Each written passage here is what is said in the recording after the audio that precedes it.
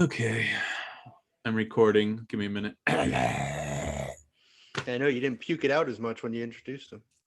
Well, he doesn't know what I do, so. I know. All right. Welcome to a new episode of The Usual Saints. I'm Mike D, here with Jeremy this week. We don't have the other guys because Vinny is possibly dead, and Jeremy's here. Saint is flying back. I forget your name sometimes. It doesn't say head anymore, so I'm confused. It says Jeremy. You can just read it. Do you like my new soft tones? I think you're going for a job on NPR at this point. Yeah, NPR, hire me. Woo! All right, I guess I'll stop that now. Can I actually? Was I audible? Can I use that as the opening? Oh yeah. Okay, good. Oh yeah. It sounded fine. I'm gonna do those. It was a little creepy. What do they call that? A dulcet tone or something? Nice, soft. I don't know what that is.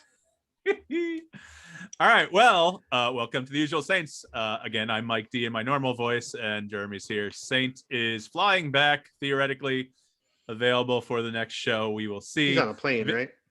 I mean, I guess. I don't know. Man, I've just flew back, and boy, am I outside. That was a good Rodney. I like that. Rodney who? Dangerfield? What? It sounded like Rodney Dangerfield. Yes, that's what I was going for, Jeremy. I'm making a joke. For all the audience who doesn't know who Rodney Dangerfield was, he was the star of Ladybugs. The first one was funny. Ladybugs, really? That's the one you're going with? Ladybugs? I never seen Not Back to School. I've never seen it. Caddyshack? I know. Back to School was awesome. Was he in Caddyshack? Yeah, he was in Caddyshack 1. Jackie Mason was in Caddyshack 2. Yeah. Yes. Yeah. What? Ladybugs, that's really where you went, though? I like Ladybugs. Listen, man, I was 13 when that movie came out in 93, and I see all those girls on the soccer team. Come on, bro. Yeah. Okay. So we're Poor probably Jonathan Brandis. Oh, he's not dead, is he? I'm pretty sure he killed himself. Did he? Shit. Years ago. Google it. Was he on that underwater show? Sequest? Yeah, that was him, I believe. Oh, you're right. 2003. Because he was in Sidekicks too with Chuck Norris. Let's see. I got someone Googled what did Jonathan Brandis died from? Nice. Was it you? No, motherfucker. You're right, man. You know, I remember that guy. What movies was he in? He was in big movies, man. Sidekicks, Ladybugs. He was on Sequest. Was it Casper? And he was Never Ending Story too. Was he Casper? I'm looking. Was he in Casper? Was he the boy in Casper? Or he was a ghost in a movie. Maybe it wasn't Casper. Oh wait, I got the list. I got the list right here. Pet Cemetery. Oh, he was just a voiceover. Okay. I don't see Casper, so it must not be him. I remember Never Ending Story too, but he played Bastion. But I mean, I don't really remember it that well. So, man, that just sucks. But what are you gonna do? Oh, he's in a movie coming out this year. What? It's called Kid 90. It's a documentary. Oh, it's the Soleil Moon Frye thing, right? It's already out, I think. Okay. It's her home video is back from the 90s. Yeah, well, I heard it's actually pretty good. I think it's on Netflix or Amazon, one or the other. I meant to watch it, haven't yet. R.I.P. Jonathan Brandis, man. I forgot that you were dead. I'm sorry. 20 years ago. Yeah, it's 18. Thank you, Jeremy. But whatever. So tonight we will be interviewing. What is that noise? Is that you? Are you breathing hard or touching your keyboard? What are you doing? Are you masturbating? Okay. No, not this time. Vinny's not here. No reason to. Tonight we'll be interviewing retired. Should I say the whole thing? Whatever. Retired Arizona State Trooper James Casey, who wrote a book called The Traffic Stop. And was on Live PD. Yes, he was on Live PD. Had, I guess I would classify it as a tragic accident. Traumatic. I'm trying to think of the words because I mean, obviously, every cop's worst nightmare. There you go. Yeah, every cop's worst nightmare. All right, so he'll be on a little later. Me and Jeremy figured in case we can't get any of the other Saints, we will just cover some of the topics. I'm going to annoy Jeremy with the serious topics just to get him off the list. Let's do 2 things. Come on, two that I mentioned. Killing me. What do you want to talk about? Listen, you know those other ones will be better without more people. Fine, you're right. Fine, we're going to talk about the two you want to talk about, and then if Saint comes back, I'm going to pop that shit in right after this because this is the opening segment, and then we're going to do some more. Maybe I can get more. Hopefully Vinny's alive. Like, seriously, I'm concerned. Vinny, where are you, man? Listen to the podcast, bro. You're not even responding to the messages, which isn't new, but where the fuck are you? Well, I texted you. I mean, you did imply that his mom had sex with Buzz Aldrin. I mean, I don't think I implied it. I'm pretty sure I flat out said it. But I mean, listen, if Buzz Aldrin gave me a moon coin, I know what he wants. Okay, so I'm just saying, Buzz Aldrin, if you're out there, wink, wink, nudge, nudge, I'll take a moon coin. Yeah, come on and talk to us about it. Yeah, we should reach out to him. Yeah, sure. Do you remember Vinny's mom? Yeah, no, that's what I'm saying. I got to look up her name. Hey, do you remember? I feel bad when I can't remember. I'm really bad with names unless, you know, I know people and see them on a frequent basis. And I stayed with her twice. And like I said before, she's so nice.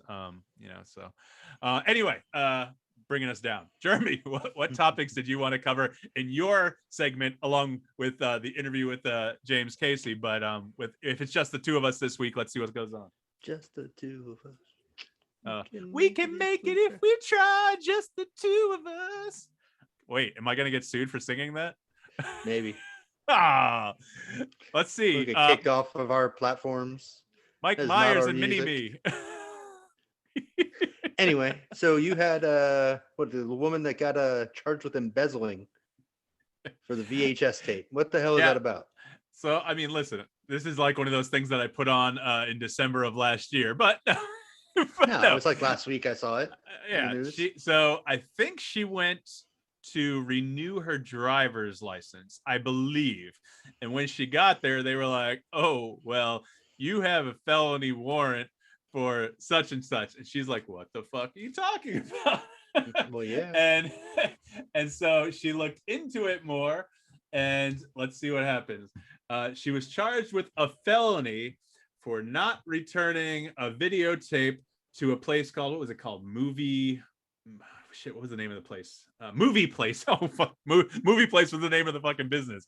All right, so I'm assuming more of a mom and pop type place. Yeah, it was a small little place, no longer in business.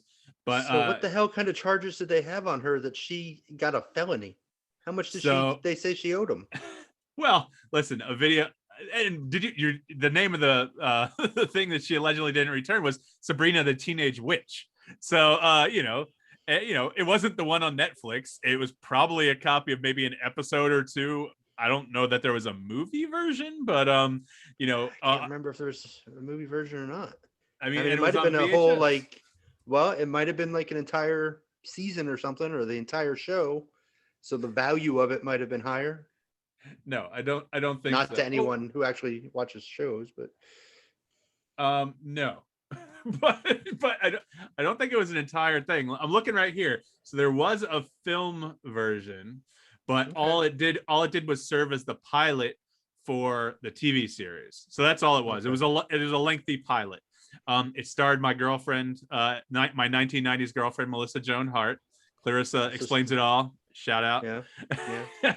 I had the biggest crush on her. But yeah, so okay. Clarissa, give me a call. Topanga all the way. I'm just saying. Hey, Topanga's cool too. You know she's married. Oh, this is totally sidetracked. You know Topanga's married to that guy that recently got Twitter famous for tweeting about the Cinnamon Toast Crunch shrimp tails. No. You don't know that story? No. You don't know the story? Oh shit! This is a totally separate thing we're gonna have to discuss in a minute. Anyway, so let's talk about the Oklahoma lady. So Oklahoma lady goes and, like I said, felony embezzlement for never returning a VHS tape from 21 years ago. I don't know what it's talking about, but that's crazy to me because yes, in the 80s, and even when I worked at the video stores in the 90s, places would charge maybe $100 for a copy or something like that because you would make so much money from renting it out. I get that. Yeah. Back in the 80s, like if you wanted to buy a VHS, it wasn't like, in the 90s and to a point whenever VHS died in the 2000s, you could buy a copy for it, $20, maybe maybe less. I don't know. So, I don't know how much they charge this lady with, but felony embezzlement sounds like it's a lot. And so she says she never remembered renting the movie. She thinks that maybe someone rented it on her account and never returned it. But I mean, the place is out of business. So I don't know, but I'm pretty sure. Damn. Yeah, I mean, I guess if it was maybe a mom and pop place, like Netflix has a thing, or when they were sending out DVDs, if you didn't return it after so long time, you were just charged for the freaking movie. Or Redbox, I'm sorry, not Netflix. Instead of, daily charges, eventually they just said, okay, the cost of that DVD was this. You've reached that amount. You've bought the DVD. Yeah. Have a good day. Yeah. There was a limit to what they charged you. Yeah. Blockbuster, I don't know what they did, but they're fines. I know eventually they just stopped charging them, according to the last Blockbuster documentary I watched. Apparently that put a hurting on the company and, hurt them pretty badly, cash flow wise. Yeah, I mean, I remember when I worked at Blockbuster, like I think there is a point where, if you are beyond the cost of the videotape or the DVD, then how can you charge the late fees? I mean, I guess that would probably be a legal question, because if you're paying past the point of how much get another copy would cost, and the business is still charging you late fees, how is that possible? Because they should have just replaced it and they'd be making money off that other copy. But I don't know. But I mean, if their user agreement just says, hey, you're getting charged this per day it's late, without any end date to it, I guess legally they could just keep charging you. Keep putting it on your account to the point where it's a felony. But damn, man, don't you have a phone number for her? You couldn't give her a call and say, hey, well, you owe us like $3,000 for this videotape. Can you just return it? Or, we don't want to call the police on you and file felony charges. What the fuck, well, dude? That's why. What? Sorry. That's why they need to have a credit card on file. Like you said, like it should have just got charged. It shouldn't have got to the point where it went, but whatever. I think it might, the mom and pop nature of it, if it wasn't a chain, would make more sense to me. They might not have that kind of stuff in place.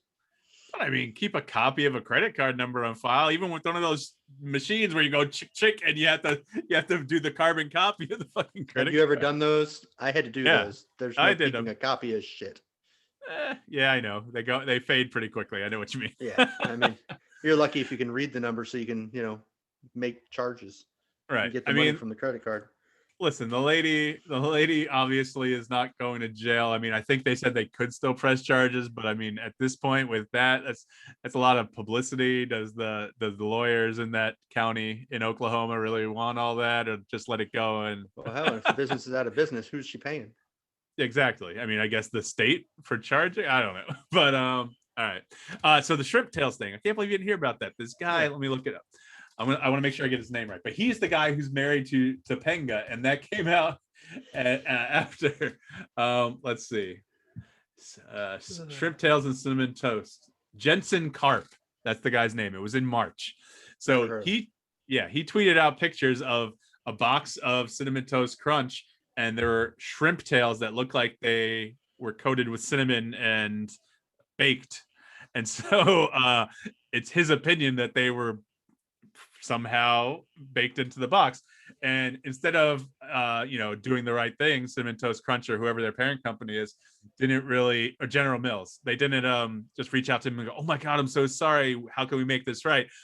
They basically took a look at the pictures that he sent them and said, oh, this doesn't look like this happened from this one doesn't look like it's our fault. Like they're basically like saying, nah, this ain't us, bro. And so he went ahead and posted all their interactions that they were DMing to him on his Twitter. And so he got Twitter famous for a day. He's already famous. I think he's a writer or something like that. But back to what if she posts or retweets it, then yeah, I'm sure she's got a few followers. Yeah, and I mean, so back to that. I mean, he posted pictures of, I think there was like a piece of what looked like floss in the bag too. So there was a lot of weird shit in the bag, in the same bag. So it was getting a little weird. So he is married to Topanga. He's the lucky bastard that's married to Topanga. I saw her a few years ago at MegaCon, and she was quite pregnant. So this is probably the baby's father, I assume. I mean, listen, Topanga, I don't know. Maybe it's Jeremy, but he's at least the one that thinks he's the father. Oh, wait. Ooh, I'm reading some negative things about this all of a sudden. Oh I'm, yeah. I'm reading. I'm reading that Shrimp Gate, quote unquote, is what they're calling it, took a dark and unexpected turn when multiple women came out against Karp with allegations of emotional and sexual abuse. You gotta Yeah. be, Yeah. you gotta be careful what you put out there on Twitter. Yeah. Apparently, you get too famous, shit's gonna start. So yeah, we'll see. We'll see. I don't know if anything else came of that. I mean, that's the latest article I'm seeing, and that was back in March. So, All but right. yeah, it was a crazy story. I can't believe you didn't hear about it. I think it was Nah. as it was happening that day. I must have been home or something, and so that was I was probably following it and like retweeting and whatnot. But Yeah. During your shoulder recovery. are you trying to make fun of me or something? No, you were home during your shoulder recovery. What the hell? It's pretty straightforward. Okay, thanks. Okay, what other No topic problem. did you want to cover since we don't want to Dumbass. cover anything serious because you can't do serious? Is there something you want to talk about? You go ahead. No, I mean Oh no, you're calling me out on not wanting to talk about something serious. What you got? that. Listen, I know we're just going to disagree, so maybe that's not entertaining. But you can't handle seriousness anyway. You want to talk about what? You wanted to What talk about fuck Bill are you talking Gates about? getting divorced? Yeah, did you see that today? Did you see some of the stuff that came out about it today? No, what? I saw the So irretrievably broken quote from the wife, but sure. So I saw today that he transferred like 1.8 billion in stock to her the day before they filed. And I read an article just yesterday, I think, that him and his ex-girlfriend that he was dating before he married Melinda would go on a vacation together to her new North Carolina, not condo, cabin, cozy house, I think they called it. Just him and his ex-girlfriend every year would go on a vacation together to this condo, or and walks on the beach and dinners. And it's like, what the fuck? um, so it's his ex-girlfriend from before he got married. yeah, apparently he even called her to ask what she thought of him proposing to Melinda. This is his ex-girlfriend. So Bill might be a bit of a freak. So he'd been married for 30 years, 27 years, something like that. 27 years, yep. And I mean, if he's planning on getting back with his girlfriend, he better sign a prenup this time. I don't know. Was that you that put the onion thing I saw today? Oh Bill yeah. Gates is willing to, that's funny as fuck. Bill Well, Gates what is did it willing to say? pay anybody. Bill Gates is willing to pay anybody $1 million for a condom that will not break. something about sorry, my Uh, penis too huge and it's too massive and it's breaking everything. And that was from like 3 or 4 years ago, so that's why they reposted it. I'm like, yeah, that sounds relevant. Let me put that on Facebook. uh, Oh, he's got 130 billion. I think there's no prenup. no. He has 65. But listen, there's no prenup, and from what I read, she doesn't want spousal support. Does that mean she wants the Well, yeah, 65 billion, or do you think? yeah, they're just gonna split that shit down the middle, man. Isn't that what? Isn't that what Bezos had to do? Bezos? They split it, but she had to give him proxy for her shares, so he still votes her shares, so he still controls the company. Okay. I think it's pretty much how they did that one. And I assume Bill Gates would try to want kind of the same thing. Hey, yeah, we're good, but I don't want to lose my influence in the company because you're taking half the stock. So I don't know I how would y'all assume are they'd try to work more. something out. I don't know how y'all are more all about that Mackenzie Scott, man. She's cute, but whatever, that's fine. Is that And Bezos' girl? yeah, no, the old one, not the new one. And she's a Oh, billionaire. Come on, Mackenzie, give me a call. sorry, Heather. Sophie. Oh, by the way, I told Heather about the thing we talked about last week, the sex dream. You I remember? don't remember it. No. I told you I was dreaming about, and I might then have tried. it was a girl, and I was going down on her. I was gonna say I Anyway, might have tried to block it out. so I mentioned it to Heather, and she did not find it funny. No, I can't imagine why. I think it's, yeah. I think it's because I've been friendly with some kickballers. So, hearing that it was a kickballer. Anyway, but then the next night it was so weird. The next night I had a dream, and it wasn't like sexual or anything. I had a dream I was in like a TV studio, and it was a really small TV studio, and like they were operating cameras, like I don't even know, like they were literally doing like the whole filming like a news thing or whatever, and there was no room to move these cameras, so the dream made no sense logistically. But then like at the end, I think I was like the boyfriend of some cute girl, and I still don't know if I placed it right because the dream goes away like this, but I think it was the chick from Schitt's Creek, Annie Murphy, who played Alexis on the show. And so I'm like, man, I'm getting some good dreams lately, and I'm remembering a little bit of them. So by the way, it's I forgot to ask, has anybody died this week? We already talked death a little bit, but has anybody died this week? You're usually on top of this. Anybody famous? Olympia Dukakis did die, Oh but yeah. She was like 96, so something like that. Or was she 89? She might have been late 80s. Whatever she was, it surprised me because I thought she had been that age for 30 years. And so well, that's what I saw. I saw a meme the other day. You know, Betty White's so old. 40 years ago, she played on a show where she was an old lady. You know how old those women were supposed to be in the Golden Girls? 60s, 70s? They were supposed to be like 55 or something like that. You think about yes, you think about, except for Estelle Getty, who was in reality only a few years older or younger than B. Arthur. No. She was younger than B. Arthur. Okay. Yeah, that was the thing. Yeah. Yeah. So they were only supposed to be 55. Something. I think Heather said that. My wife said that. Mike, you're 14. You're 14 years away. Yeah. Fuck, Vinny is 55, isn't he? Holy shit. We're gonna call him B. Arthur from now on. She said he was born 64. He's already. Fuck. Damn, he's 57. Shit. He's Heinz 57. Well, he's definitely not Blanche. You know that. Well, we also should say R.I.P. Vinny because we haven't heard from him since for a week. So, oh man, now you're gonna feel bad. I am. I'm hoping it's not true, and we will have a real remembrance of Vinny. If I was gonna say, you're gonna work on the in memoriam thing just in case. I will remember you. Okay, now we're definitely getting kicked off.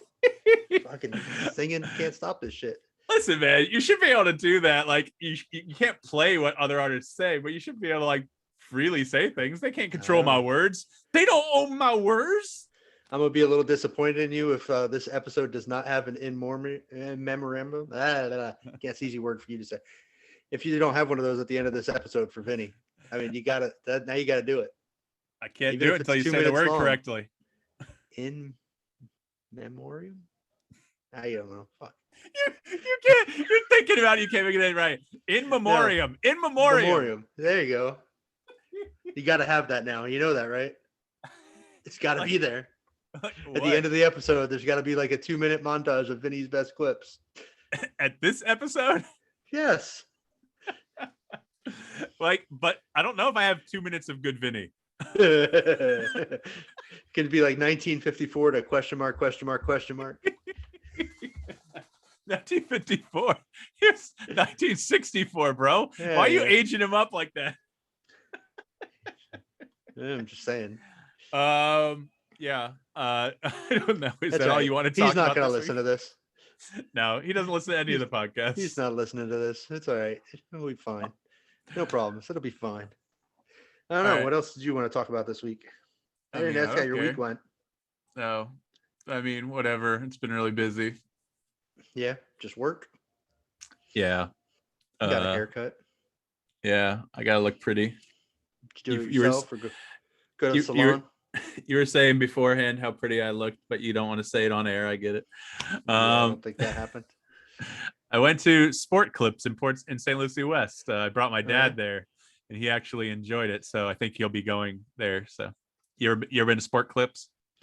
Yeah, I haven't been to that one. It was all right. I wasn't overly impressed. Did you get the MVP? I don't know. There's a place. Oh, well, that's your problem. There's a place in Vero just north of you. It's like $10. It's like 3 older ladies and they're cutting hair. It's nice. You are so fucking old and cheap, man. That's right. Like the point in going to Sport Clips, this is what it is. You walk in, you say, I want the double MVP. Or in your case, because you're a senior, you can get the senior MVP. But it's a little bit of a price difference. But anyway. 4 months, man. 4 months. But that's all right. I think you're right. So you walk in, you say the double MVP. They cut your hair, they make it all pretty. I get the beard trim too. That's another $5. And they do my eyebrows too, which is something I didn't know existed. So that was cool to find out when I went there. One of the first few times, they just shave them, trim them up, Yeah. So then you get to the back. They put you in this chair where they shampoo your hair, and it vibrates. So that's nice. They put your feet up. They put a hot towel on your face. And if you get the double MVP, you get the shampoo, and it's not just what shampooing your hair. It's a nice scalp massage. That's the best. Like, I wish I could pay someone to massage my scalp every day, all day. But so how much is the happy ending? well, that's what I was saying. If this place with these three old ladies, that's the only way they can make it any better. but so how's your quest for a sponsorship going? I don't know. Heather's not doing her job. Apparently, you want sports clips, and what was the other one? Cider Boys, man. I tweeted at them. I put it on Instagram. No one fucking responded. Like, come on, Cider Boys. Yeah, like Cider Boys media team needs to be reaching out. I'm not asking for a lot of money. Like, fucking just throw us some bones, bro.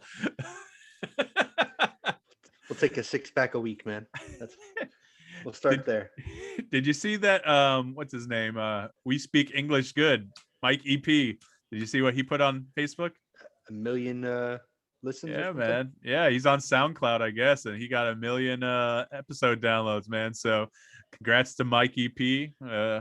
Go listen to We Speak English Good. Put our name in there or something, or respond to you or something? Yeah, I tweeted at him. I forget what I said exactly. I was trying to sound cool, so I said, "Congrats, fam," or something like that. I think it stands for family. And wow. So, please don't ever say shit like that. Please tell me you were on your personal account, because I don't want to be associated with you. That's from the Usual like Saints, man. Yeah, don't do that anymore. You don't know how to use you don't know how to use the work account. I don't. You're right. I don't. You didn't even add. I have a 17-year-old. That's my tech support. I don't know what your problem is. You didn't even add our guest this week. Follow him on Twitter or anything. You are really horrible at this. Did you? I did. Did you follow him already? Okay.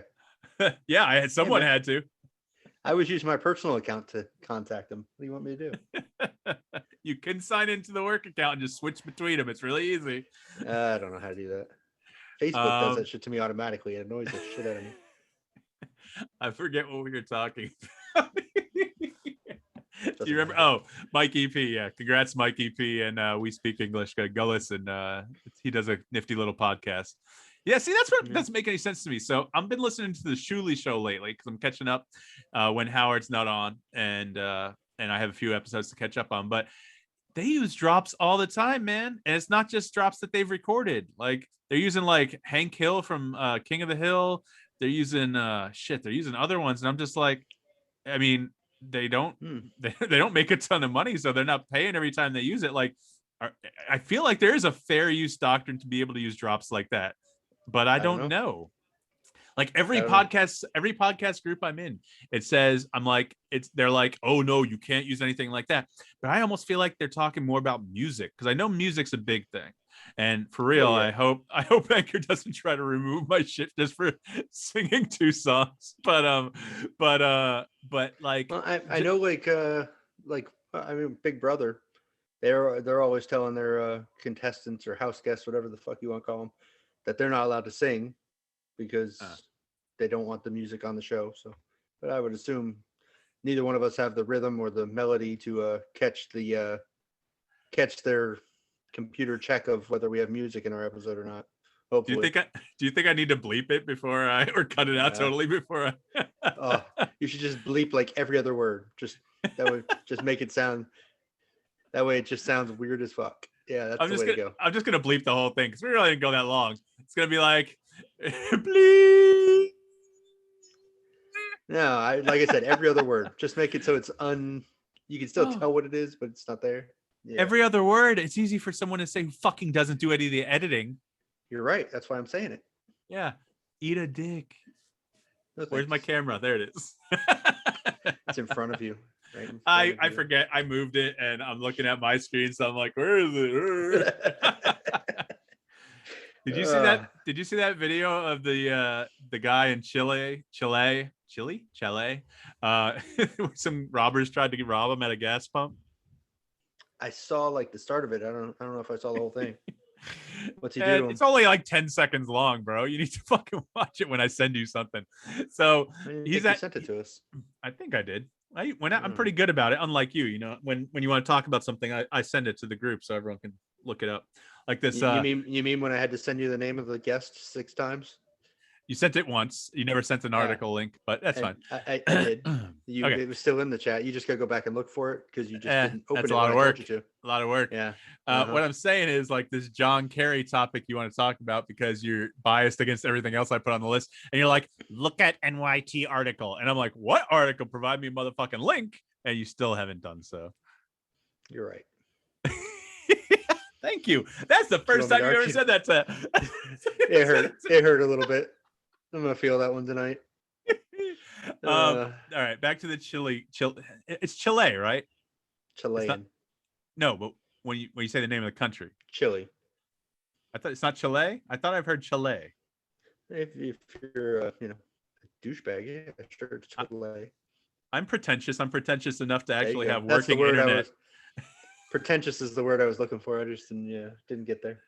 Well, don't worry. The listeners can't tell if you said it or not because your internet's like in and out every other word when you were trying to say douchebag or whatever you were saying. Now you're just faking. Yeah. You should be used to that being with Christine for how many years now? Wow.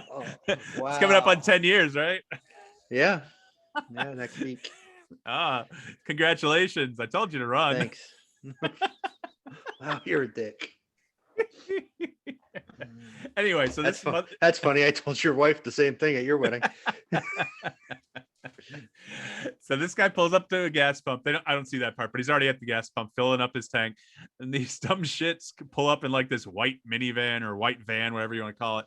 And first of all, they pull up so close to his car that the driver, or the guy on the left side, for us Americans, it would be the driver. I don't know if it was the passenger or not. He can't even fucking open his door all the way to get out. So he has to squeeze out this little opening. And then 2 or 3 other guys run around the other side, and it's a van, so it's got side doors. And they leave the side doors open. And so once this guy sees more than one guy, he kind of gets an idea of what the fuck's going on. I think the guys were wearing masks.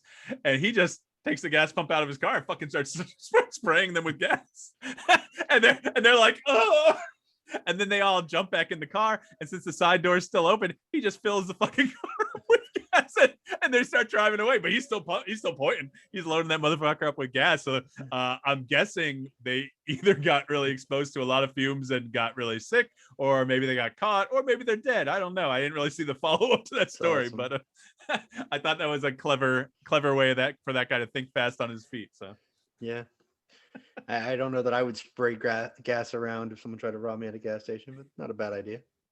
I mean, listen, you're a physicist, or you are a physics major. You're not a physicist. Yeah, let's go with that. Shit, man, that was 20 years ago.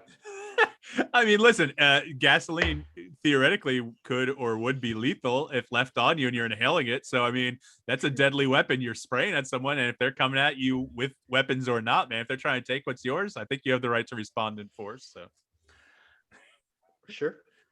I mean, that's you, Mr. Gun Nut. I assume you have a gun? Never shot a gun. Do you have a gun? Nope. No. Oh.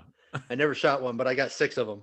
The fuck? Well, no. I don't know. I thought maybe you had one, for safety or whatever. You're all about that. I've thought about it. Thing.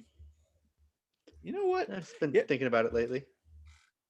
You ever have like that hair, man, that is there? I got it. You can't get it. I got that motherfucker. See, it's like a spider web. Yeah, it's just touching my arm the entire time we've been podcasting. I'm just trying to figure out what it was. Whose hair is it?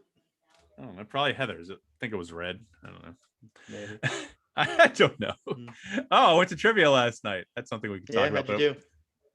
I didn't place in any of the rounds or at the end, but it's a Star Wars trivia. Yeah, listen, I did well, but I got 39 out of playing by yourself, or yeah, there was some drunk girl there, but she gave me one right answer. The number that C3PO says in the asteroid field, what the survival chances are. It was multiple choice. Now, see, if you knew you were going to a Star Wars trivia night, why did you not ask for my oldest child to go with you so you could win? I'm tired of inviting people and people not showing up, so I don't do that anymore. When's the last time you invited me somewhere? I'm sure there's a time. I'm sure there was a time. Yeah, thanks for the. Yeah, we've invited. No, you haven't. No.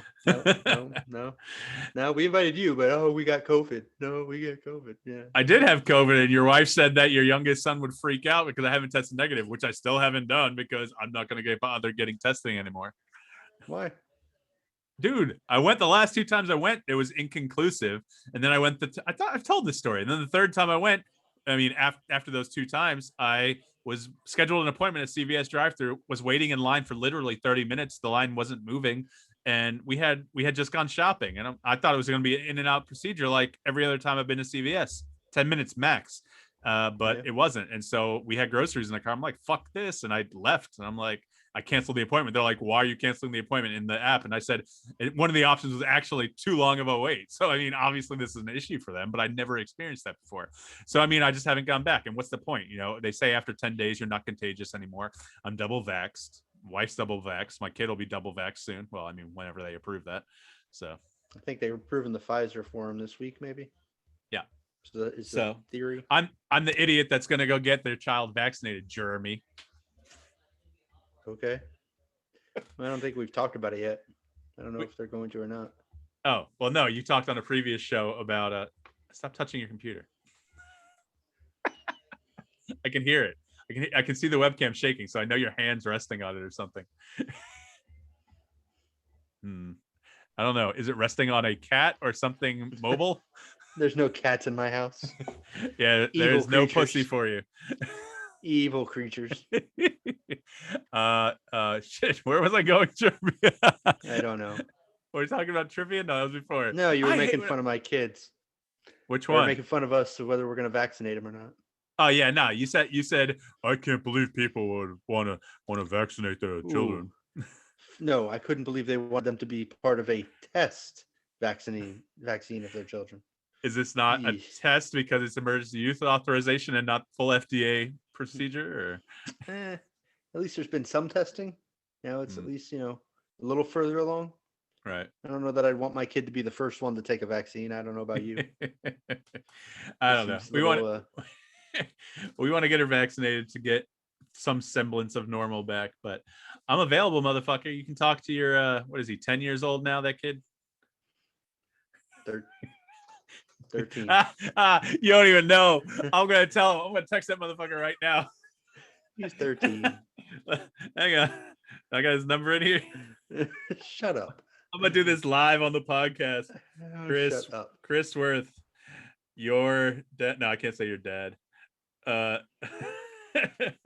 The guy living in your house doesn't know how old you are.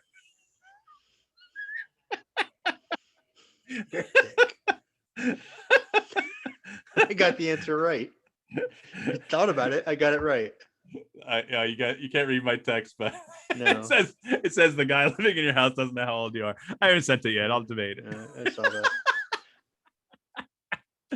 All right. Anything else, or should we take a quick break and go to the interview? Yeah, we can go to the interview. Why not? I think we've talked a lot longer than we anticipated. You think Vinny will show up in time for the interview? No. No, you don't think so? I don't think so because we've already recorded it. Well, now you're just knocking down the fourth wall. What the hell, man? Vinny, is Vinny gonna be there in the past? Do we invent time travel yet? Oh, it's great Scott! Man, they didn't know we already recorded it. They didn't know this was after. What the fuck? I know, but I thought it'd be a funny way to go out for this break. Oh yeah, you could have said that after we said, "Hey, all right, we're going on a break." Dumbass. All right, so we're gonna take a quick break, and then we will have our interview with retired Arizona State Trooper James Casey, author of The Traffic Stop, which can be found on jamescaseyauthor.com for sale. He's shipping it already. Self-proclaimed doesn't know much about tech, and you'll hear more about that in the interview. But he's a great guy. So we'll be right back with that interview. You're listening to The Usual Saints. Don't send that fucking text. We'll see. All right. I guess I'll start recording. I got to start streaming.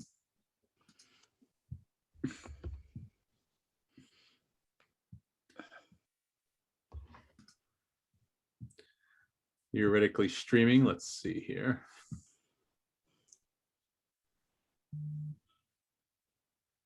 Hey, we're on. All right. Okay.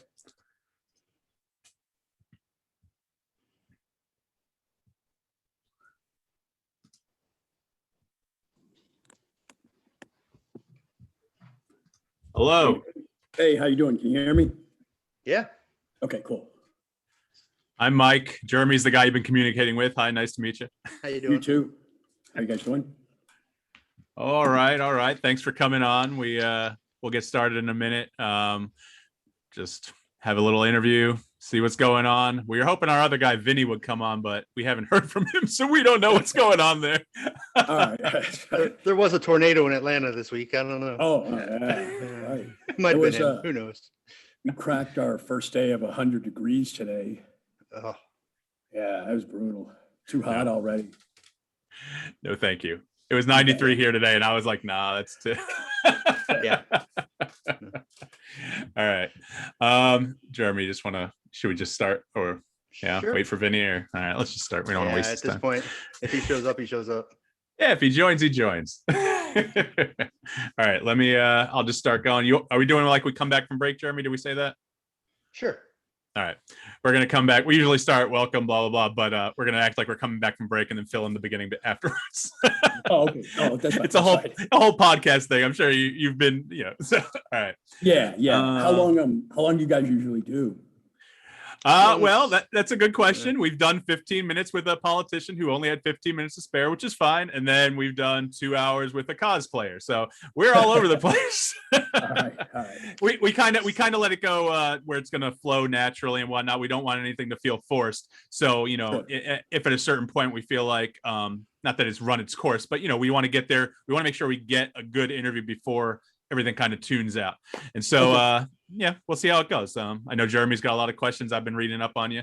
I'm sure we have general questions and just get opinions and whatnot. Cool. Okay. Sounds good. All right. Here we go. Welcome back to the Usual Saints. I'm Mike D here with Jeremy, and we have special guest. Let me make sure I get this right. Is it retired Arizona State Trooper James Casey? Yes, it is. Thank you. Want to make sure I get that right. Correct. I wish I still did it, but I'm retired now. I understand. Well, I think we all want to be retired right now. So I invited you on the show because, I was a huge fan of Live PD. So I watched you. You were, I think it would be fair to say you were probably one of the first stars of the show, people's favorite, and everybody enjoyed watching you on the show and interacting with the public. You want to hear something cool? You want to hear a cool fact about that? When I guest hosted, I believe it was May 11, 2017, I was actually the first guest host to out-trend the show. I still have it saved. I trended 2 nationally in the show 4. So that's pretty cool. Yeah. The hashtag Casey segment. So I have more general questions about the show. Sure. Like, how did you get involved with Live PD? Which, if people don't know, Live PD was a show that was on, I don't know, about 4 years, I think, 3-4 years before it was started canceled. 2016. And it was Live PD who had cameramen following around officers around the country and would go to different officers and watch their interaction with the public or talk to them about what was going on or watch what was going on. Sometimes it was fairly intense. Sometimes it was a little jovial. But and sometimes it was both. a couple of years come to mind when jovial, Daisy Dukes and finding different things in the cars with there was a man wearing Daisy Dukes one night, Mike. It was I missed it. Sorry. It was interesting. I wish I did YouTube too. you can find it. It was good. But how did you come to be involved with the show? All right. It's a good question. I actually got a call from the, I don't know what they call them, bureau chief or something of the Highway Patrol Division at the Arizona Department of Public Safety, the DPS. They asked me if I would be interested in the show, doing the show, which I said I would. And they had based it on activity level. I was a high producing arrest wise, so that was one of the things they said they really wanted. Okay. So, That's how I got involved in it. They just called and asked, and I said, sure, I'll see how it goes. Because to be honest with you, like even the show back in the beginning, they didn't know how long it was going to last. I always kick myself because I wish I had talked about it, about merchandising their T-shirts, because I mean they just had no idea. So yeah. I mean, I come from sorry, Jeremy, I mean to cut you Go off. ahead. I come from a journalism background myself. So, I mean, I was a news photographer. So, I mean, I know what that's like. I've never been in a situation where, they were like really following you guys. I've been on raids and stuff like that, but we always had to step back. So, I mean, I'm sure that was a different experience. Did you ever have any prior to Live PD? Did you ever have any like experience like where you worked with cameramen or anything like that at all in Arizona, anything like that? No, never. And prior to prior to Arizona, I was a city cop in Massachusetts, Pittsfield, Massachusetts, for 8 years. So in both places. No, I rode solo patrol pretty much my entire career. So that was a totally new experience for me, having somebody in the car next to me. Now, did the show did the show kind of pay to have extra officers on the road so that you guys could respond to more, or was it completely your normal routine? No. I can't speak on other departments, but I know as far as our department went, no, they didn't pay anything. Our department actually had to hire extra detail officer for if Trooper Todd Poole or Steve Jacobs or I made an arrest. They just call him a transport officer, and we call him. He would transport him to the jail, and get the paperwork process. But no, I've heard other agencies had squads working. The Live PD detail. It was just the two of us, me and the other trooper who I worked with. Yeah, I didn't know. Maybe they was part of their deal was to, hey, you guys can have a couple extra cops on the road because we'll pay for these two type thing. Yeah, no, they didn't. And I think that the thought behind that is then people would say, well, you're paying now to make arrests, Okay. Because I had people ask me that actually when I had the cameraman next to me, that I had arrested, they would say, man, how much do you make for arresting me? And I said, I don't make anything. I said, I just do this for, so Just doing your job. Yeah. I'm doing the job. I'm not getting anything extra, man. Like, just chill out. You committed a crime. Let it go. Yeah. Well, the other thing too is why they hired a detail officer too is because some of the arrests we had, we had to turn over to other people, so they got credit for our felony arrests, so, Gotcha.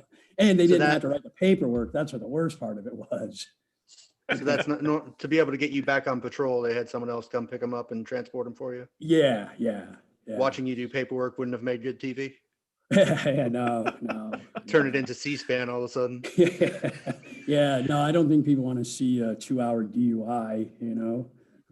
Now, I mean, I assume with the Live PD, because I've seen a few episodes. I don't think I was as watching it as much as Jeremy was, but No. Is that just a cameraman with probably a cell backpack that he's putting out a signal on, just following you guys, running around with you guys, and maybe a producer, and that's just how it goes? He's basically documenting everything. Like you said, it one night could just be pretty boring. They're checking in with you guys, nothing's happening, but then they go to the next city and there's a crazy thing going on.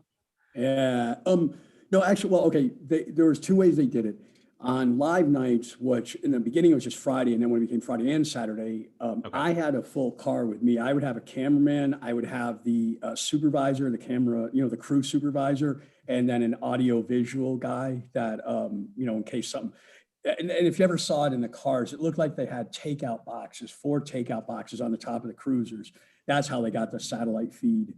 Gotcha. So, and I tell you, the people that sat in the back of the cruiser, there were some of the July days. I'd look back there and they'd be sweating, and I felt bad for them. And 110 degrees outside, and they're sitting in the back of a poorly air-conditioned car. Oh yeah, never thought about. There's probably not great ventilations in the back of the car. They got to keep you separated and whatnot. Yeah, that's not so good. My Charger, when I got in my last car, my Charger was great because I had vents in the back on the roof, so somebody didn't cook back there. Yeah. Now, for people who don't know, what's the story like? What I'm obviously not saying made famous. What tragedy happened to you? Because I know there was something where I'm reading about this guy, and obviously something horrific happened. So for people Yeah. who haven't watched the show, I mean, what transpired? If you don't mind talking about it. Oh, no, not at all, not at all. All right, on October 8th of 2014, I was on patrol, and it was about 3 a.m. And for those who know Phoenix, I was at I-17 in Indian School, and I was looking to make a turn and go south get back onto the I-17, go southbound. Anyhow, as I was pulling up to the red light, I saw it was a Kansas plated car. It had started to rain, and the driver and the front passenger both rolled their windows down, and they were just sitting there in the rain, and I was looking at them, and I knew that was a tint violation. I had my strong suspicion. That's why. And plus, the other thing is, I testified when I pulled up next to them and I was looking at them, they were both just staring straight ahead and not moving, not looking at me. So, my thought the car was stolen, but when I ran the plates, it didn't come back.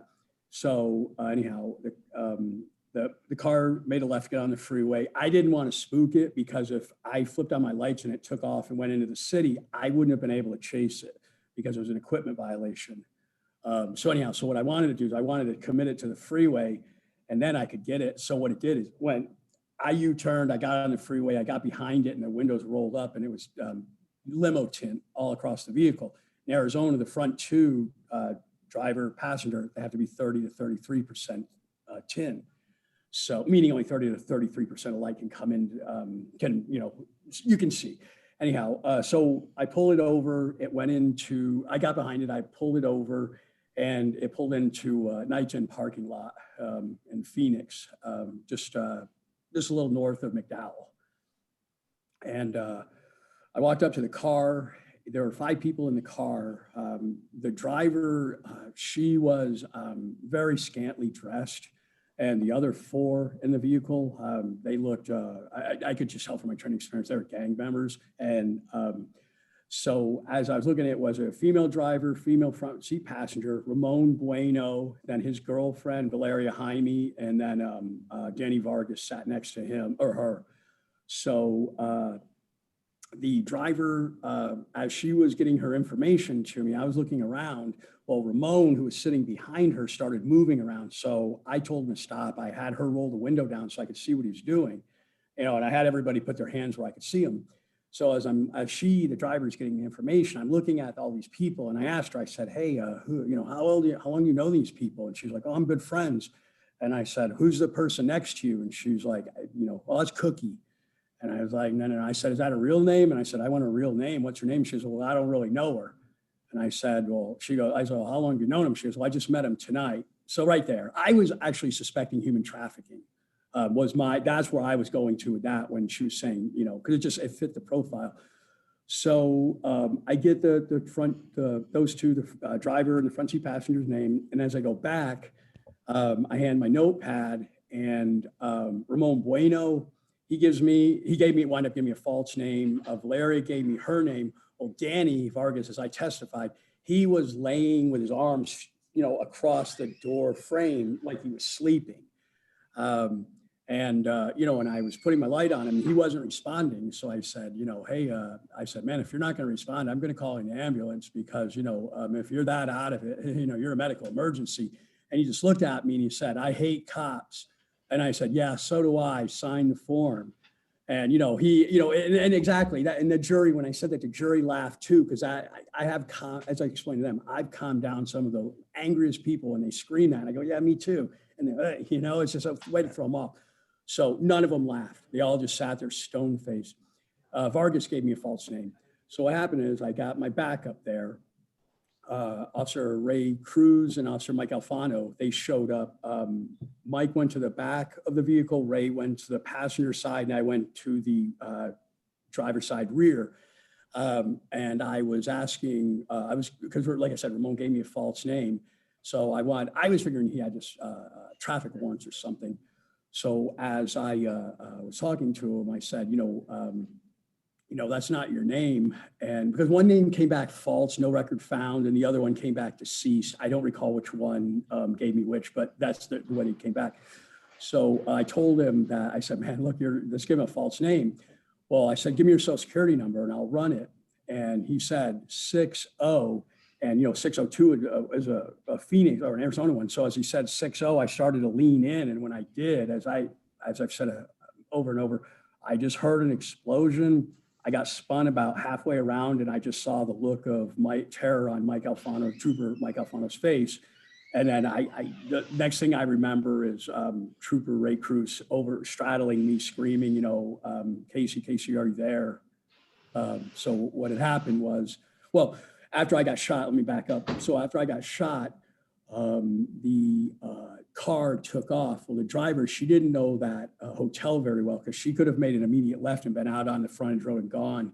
But she went around the back, and there's one way in, one way out. So as she was coming back out, as the car made that right turn onto the frontage road, Ramon Bueno leans out of the back seat window and he starts shooting at Trooper Ray Cruz and Mike Alfano as they were rendering aid to me. They left. Well, what had happened was Ramon had shot me with a .357 and I got it in the left cheekbone. That was a tough night that night. Now, I mean, you're lucky to be here. I mean, I know Jeremy's got a question, but I mean, 357. I'm not a gun guy, but from what I know about it, I mean, that's powerful. Yeah. So I was lucky in the fact, I mean, for many reasons, but he used practice ammunition, and practice ammunition, when it hits a solid object, is designed to explode. So luckily he hit my cheekbone flush, and that's what it did. Okay. So what was the reasoning for him that he thought that was what he needed to do? Did he have warrants or? Yeah, he did. He was under suspicion. He had killed a girl 3 weeks earlier before I had from what I understand, it was over a drug debt that she owed the gang. And so he was muscle and so he wasn't going back. And even the driver testified when she was on the stand that as they were getting pulled over, Ramon was in the back saying, I'm not going back. I'm not going back. And because he's shot 2 people in the past. He was wrong about that. Oh yeah. He's a violent guy. Well, I mean, he went back. He's in jail now. Oh yeah. He got 86 and a half day for day. So, he was nice. 45 years old. So, Did anybody else in the car get charged? Yeah, actually, his girlfriend got charged with hindering prosecution because they were monitoring her, watching her, and she was making cell phone calls to him. And then Danny Vargas, he got shot, when my partner started shooting after Ramon shot, he got shot in the back. And when him and Ramon bail out of the car, he threw his bloody shirt down. Phoenix PD collected it, and they linked him to 3 unsolved first-degree murders, drive-by shootings. So he actually is doing life without parole. So, as like I said to people, I mean, a window tint violation, and there are some dangerous people in that car. Yeah. So your book is largely about this, right? It's a part of it. I have what I did with the book is I basically chronicled my year up into the shooting. I had my wife and my kids talk about what it was like when they found out, got that 4 a.m. knock on the door. Because I always said, I don't think we hear that very often. You always hear about what happens to a cop, but not the family. So I really wanted to get that out there. And then I also did a lot of research on Ramon himself. So, the reports I got, I believe if memory serves me, I think he was smoking crack by like 11 or 12 years old and, in a gang by then. And, not that it's an excuse, but, I couldn't imagine doing any of that at 12 years old. And just for what's the title of your book is? Oh, the traffic stop. Oh yeah. I always make sure we get that on there. Yeah. Got to put that in there, Yeah, of course. Thank you. So, I mean, obviously the rehab had to be quite extensive or lengthy, I'm assuming. Yeah, I was out. Well, I was always determined to, I said I wasn't going to let him beat me. So I was always determined to get back if I could. It was about 16 months, 17 surgeries. I had, the first night was 2, and that was 9.5 hours total. But I had, as I said, I think the first That first week I was out, after I got out of the hospital, that first week I was out of the hospital, I remember I was watching Sunday Night Football with my wife, and I said, I looked over and I said, in the afternoon, my left eye started to hurt. And then, and I mentioned something to her about the Sunday evening game. Told her, I said, Nancy, I gotta go to the hospital. I feel like someone's trying to push my eyeball out of, from the back of my head. Oh, when I got there, luckily, there were bullet fragments in both my eyes, and the one in my left was starting to move towards the cornea. So that was the next surgery I had to have. I had 5 bullet fragments taken out of both eyes. Then, they had to the whole left side of my nose was gone, so they had to reconstruct that. It was a lot. The worst answer was, and I testified this because I wanted Ramon to get I had the bullet when it hit, it blew a golf ball size hole in the roof of my mouth. And because I have titanium and not bone, I had to have a denture plate. Well, to close that, they had to graft the skin from right to left, and 155 stitches to close it. And it was an outpatient surgery.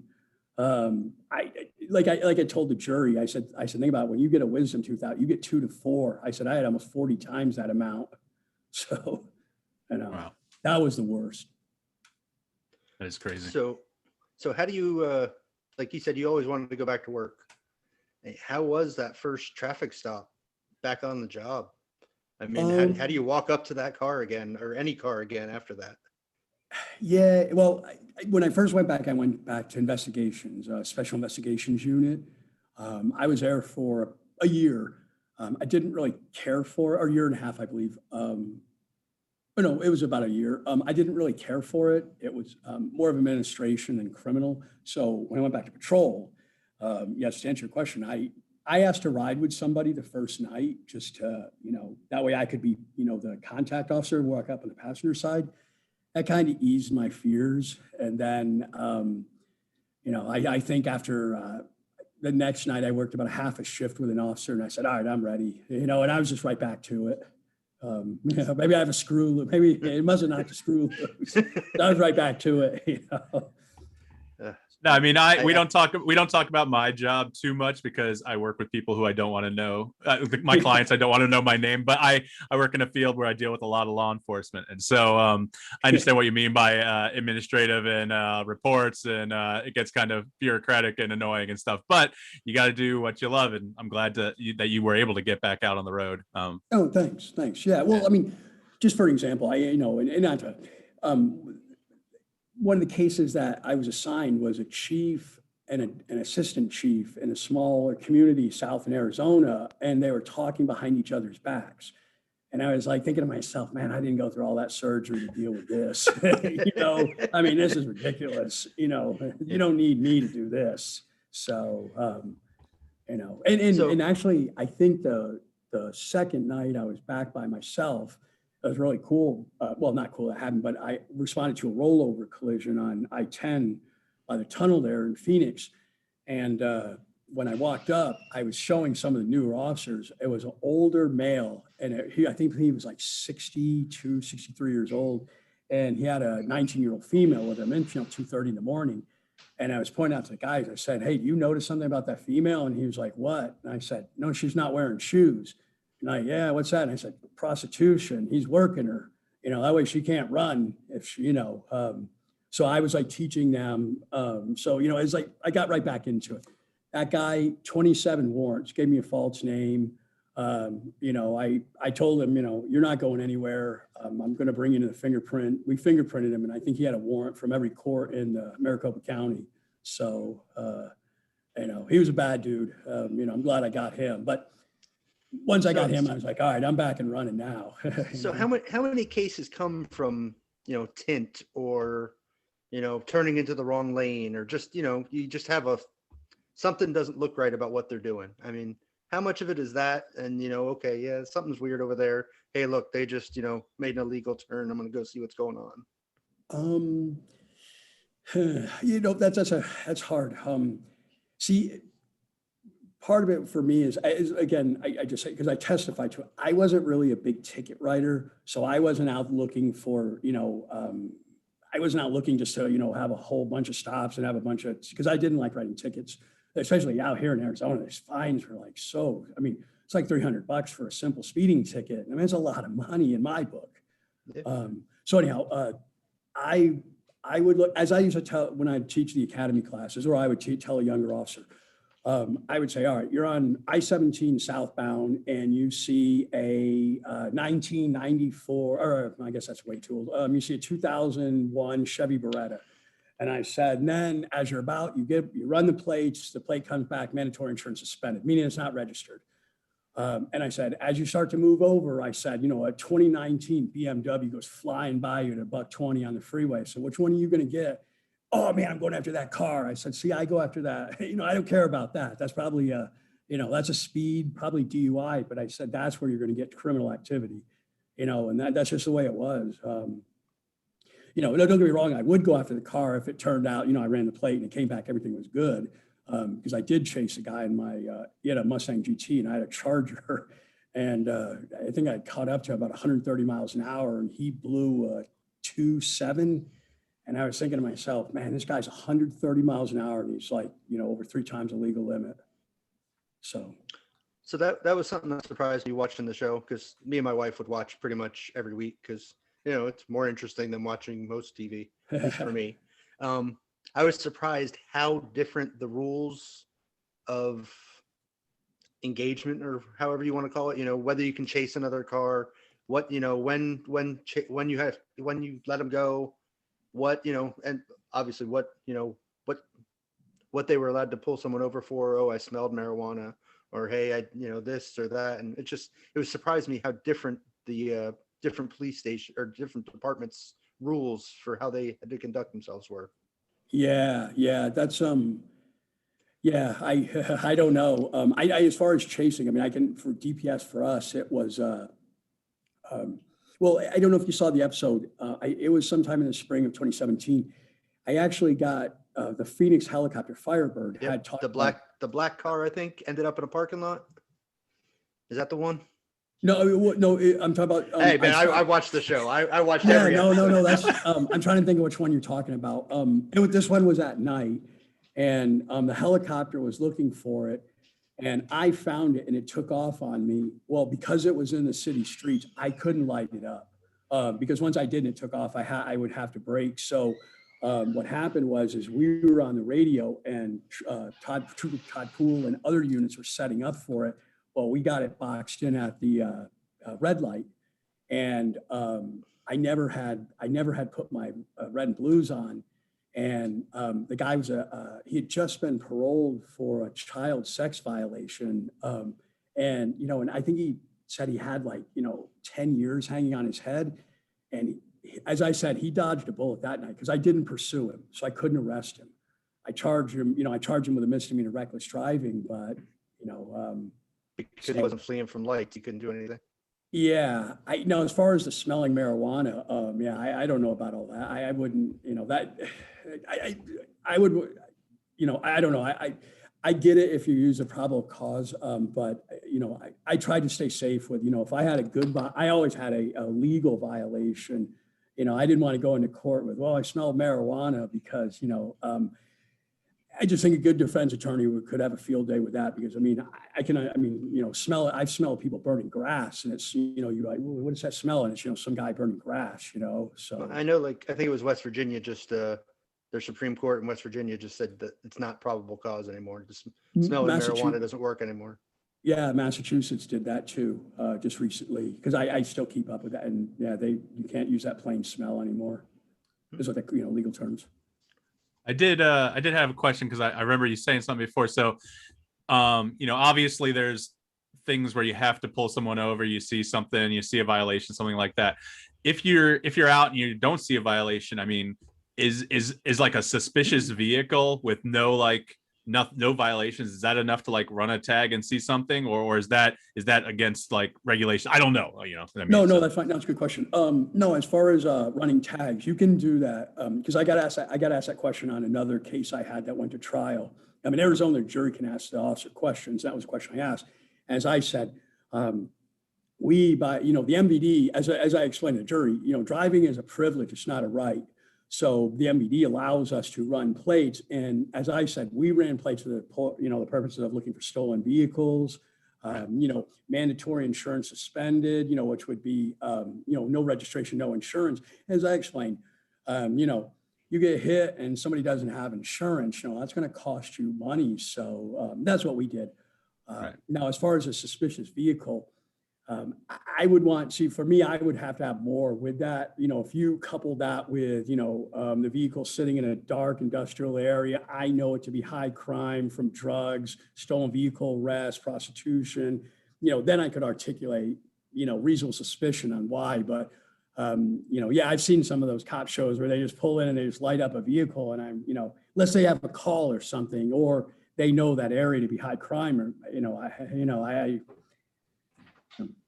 Right, I get you. Did you deal with a lot of human trafficking? Because how close is Maricopa to the border or things like that? And that doesn't have to mean anything because human trafficking takes place all over the place here in Florida. I see a lot of it. So yeah, no. When I first started, I didn't really deal with a lot of it in Phoenix. But when I first started from 2008 to 2013, I was assigned in the Casa Grande or District 6 in Arizona is what they call it, but the Casa Grande area.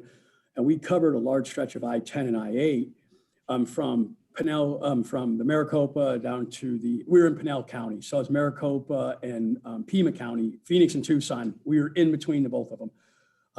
As I said, the most, I think I stopped a van one day. I was just watching traffic and it, rolled by, freeways out here, in that area at 75 miles an hour. And it rolled by me at about 35 miles an hour and it was about 3 inches off the ground. I wound up, there's 23 people in it. Wow. When I pulled it over.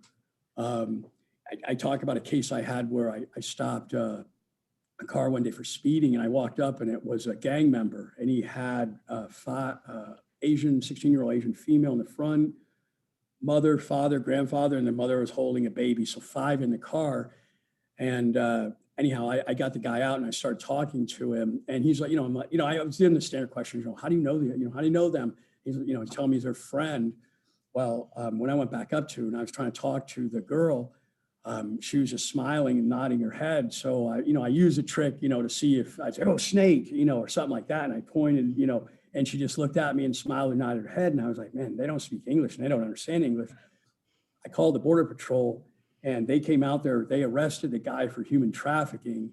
And they told me, they're like, you saved that girl would have been put into prostitution.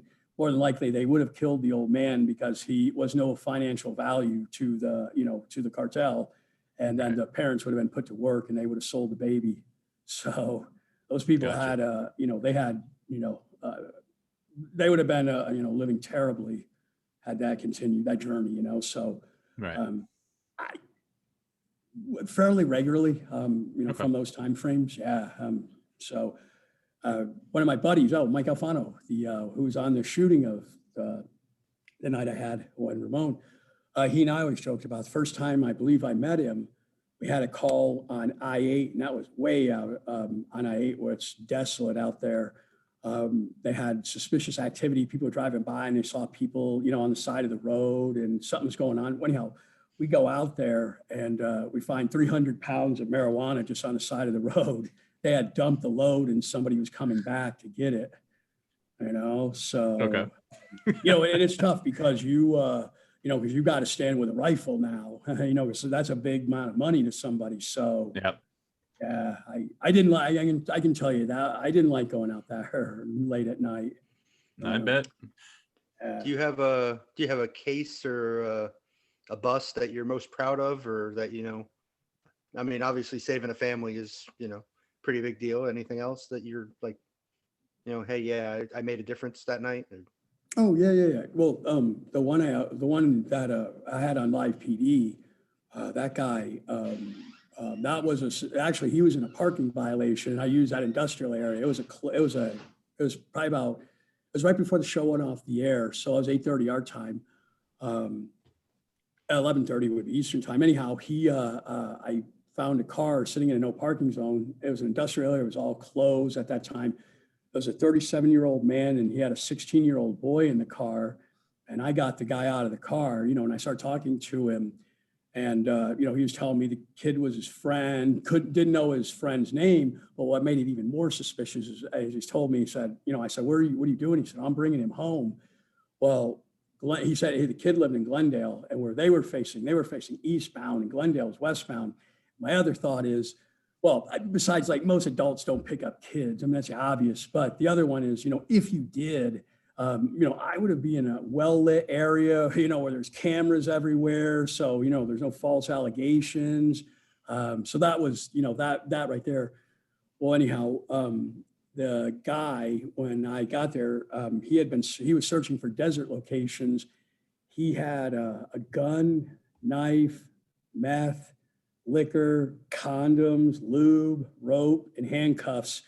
And he had taken that, and what we later found out is he had taken that kid to the adult video store and watched porn with him. And then when I stopped him, that guy was searching for locations to go shoot his gun. And, they had to, we were out there 2.5 hours, and they cut it down to, like a 5-minute segment. But what they didn't catch is when I was telling that kid, I was like, man, you had no idea what that guy, that guy was going to rape you. And I said, if you, and I said, he was going to kill you if you weren't going to be a willing participant. That kid had no idea.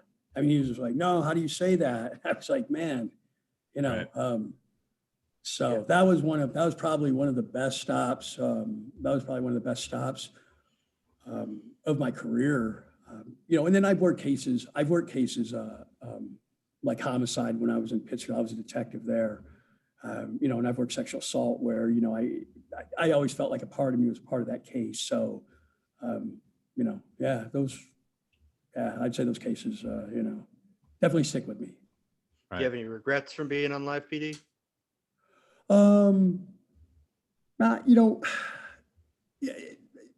Yes and no. I did, the good part was, what was good about it is exposure for people to see, police work, good police work. Cause, I was never in it for a show. How I was from day one is how I was from the end of it. I saw some officers, they seemed to, in the beginning, they were a little shy. And then towards the end, it was like they were working a stand-up routine, and come on, just be yourself. You want to give names? No? No. I think Jeremy. I told somebody once, I was joking about when I was guest hosting, I'm tough. My wife doesn't like watching those cop shows with me, like Cops or the Live PD show, because, I use them as like training. So, I see, and I like to point out flaws and stuff. So that night I was guest hosting, I won't say the agency, but Tom Morris, Dan Abrams had gone off to, I think, do his segment where he tapes it in the, or he does his segment where he's in the control room, and it was just Tom and I sitting at the desk. Well, I was wired up and I forgot. So, we're watching this, and I mean, it was like a huge officer safety issue. And I looked at Tom and I was like, oh my God, Tom. I said, I can't believe it. I started naming it, and Tom looks at me. He's like, whoa, man. He goes, you're on mic. And I said, oh yeah, sorry. So, you got to always think that mic is hot, man. Always. Yeah. Well, I didn't say anything bad, but it was just, it's probably, I guess I wouldn't really want another cop critique. Well, I mean, if it was constructive criticism, I could take it. If it was just something like, like I had a commander once tell me at DPS, he pulled me aside and he goes, I have to tell you, Casey. And I go, what's that, sir? And he goes, I wish you were more like Trooper Poole. He goes, he's firm, he's he's stern, and he's like, he's models a trooper. He goes, I look at you and you're, laughing and joking with people and all that. And, I looked at him and I said, well, Major, I said, I agree with you. If I was 6'3" and, built like Todd, sure, I could be that way too, but I'm not built like that. So, I come off with a stern, tough guy attitude. Some people are going to call me out on it that, I don't want unnecessary fights. So, and the other thing too is, I might've been laughing and joking or just doing my thing, but I was also thinking, 3 steps ahead. Okay. I was planning my, did I really care, where, you say, hey, where are you coming from? Oh, I'm doing, I'm looking for them to talk. I'm looking to, or I'm smelling to see if I can smell alcohol in their breath. And, or if people don't look to, look like the kid and the adult, I knew right off the bat that didn't look right from the jump. So, yeah. And you mentioned Maricopa County. Is that where that sheriff made the guys wear pink? Okay.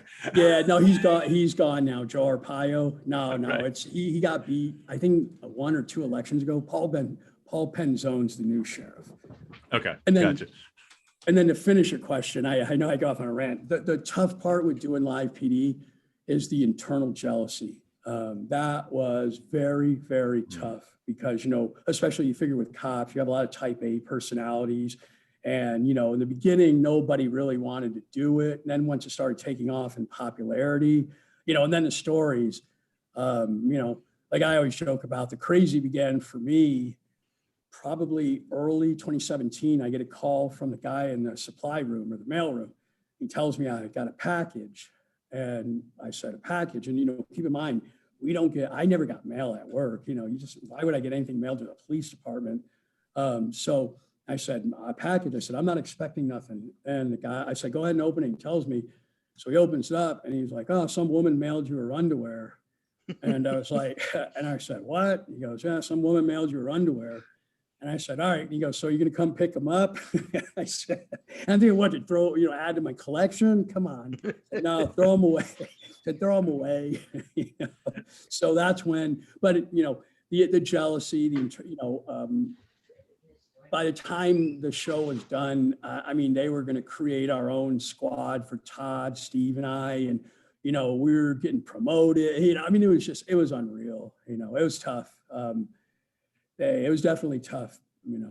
So why did the show move on from your department? Was that your department's decision or the show's or? Yeah, it was my department's. So yeah, I was told, the first thing I was told was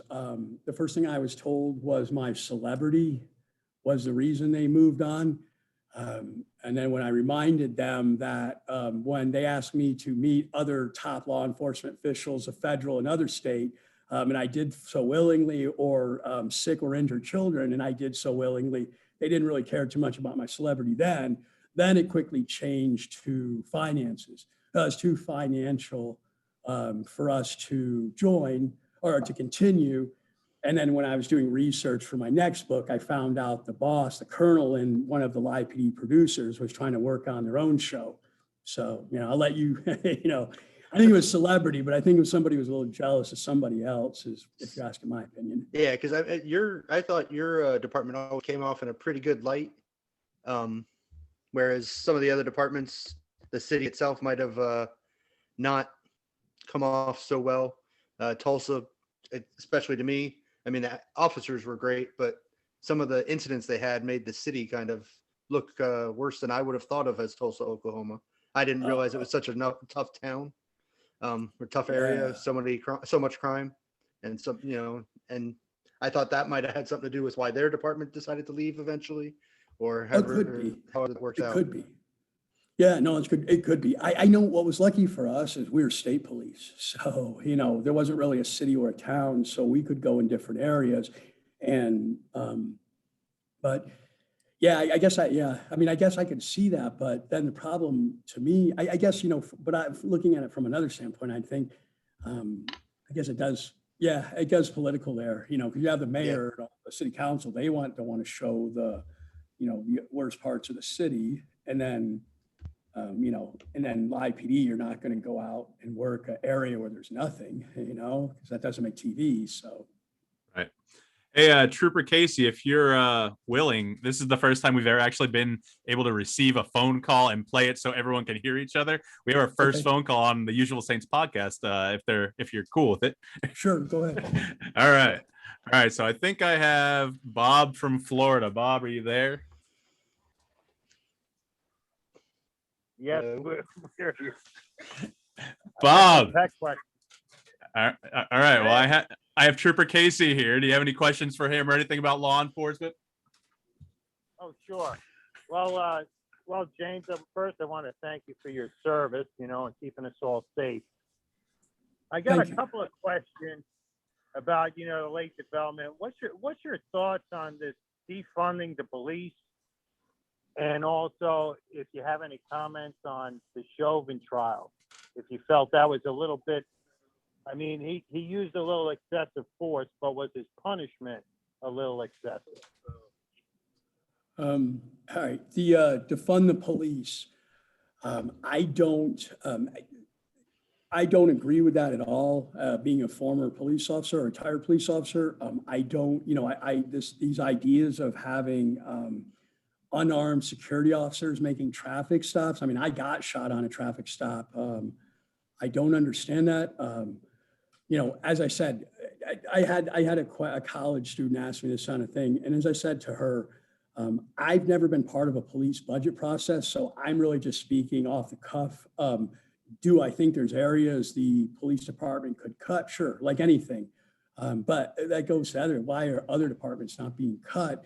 And then the other thing I think people don't realize is, I think they're starting to see it now, is when you start cutting the police and defunding it, certain areas they're going to lose their patrol, and then you have, terrible response times. You don't have enough officers to get there. So I don't understand it. I don't agree with it. And the Chauvin trial, the second degree murder, I did not agree with. I don't really know, because I don't know if there's any premeditation. I don't really know Minnesota law, so I'm kind of speaking uneducated on it. I definitely thought manslaughter. I mean, letting him, when the EMTs get there, I mean, like they said, I heard one of the officers testify, and that is true. The police officer's first line is preservation of life. And, when medical gets there, you have to let them tend to him. You can't, sit on him for, so, do I think he was guilty? I do. I don't think it was second-degree murder, but again, I don't really know Minnesota law well. And then I just heard today, I think they're filed for a retrial for juror misconduct. So, because I saw, so. Article just came out about that tonight, where one of the jurors was involved in a march or something. So they're trying to use that to get a new trial. And change of venue. They wanted it moved out of that county. So I think after this, they're going to have, that's tough. All right, Bob, anything else for Trooper Casey or Jeremy or myself? Well, I guess something I could ask is, I know in the past, a lot of elected officials, they used to do a lot of ride-alongs with the police. And they'd even take them out to like the shooting range for when they have it, when the bad guys come up, and then you have the schoolgirl crossing. And of course, they always failed that course. And I think that sometimes what the public doesn't understand, you got split seconds to make a decision. And nobody, they don't understand that. Yeah, I agree. There's a YouTube video. There's a Phoenix activist. I'm drawing a blank on his name. Jared Maupin. The Maricopa County Sheriff's Department allowed him to do their use of force training with simunition, and he failed it miserably. Because I think one of the scenarios was a guy was locked his keys in the car. He was at the trunk, and he just started rushing Jared Maupin, supposedly the cop, and he's like, and Jared just shot him. And he's like, "Why'd you shoot him?" And he said, "That was a bad shoot. He's unarmed." And even he said, he goes, "Wow," he goes, "I did not realize police, you have about a quick split second to make a decision." So I agree with you. I think that would be great to allow people to do that. Yeah, I remember hearing a stat on Live PD where somebody who's within like 23 feet of you or something 21. can get to you.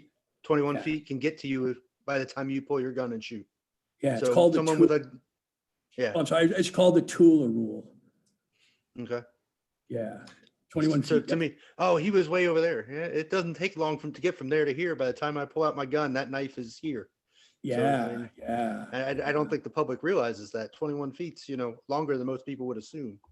Yeah. Well, I always tell the story, and this goes to, the one time, another time I wish Live PD was with me.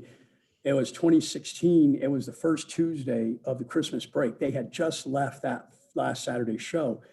I kid you not, probably the first or second stop of the night I had, a guy went by me on I-17. It was probably like 9:30, 10 o'clock that night. And he was 72 and a 55. I pull him over.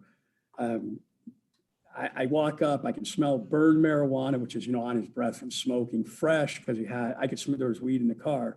And, he looked like a tweaker. I mean, you could tell heavy meth use.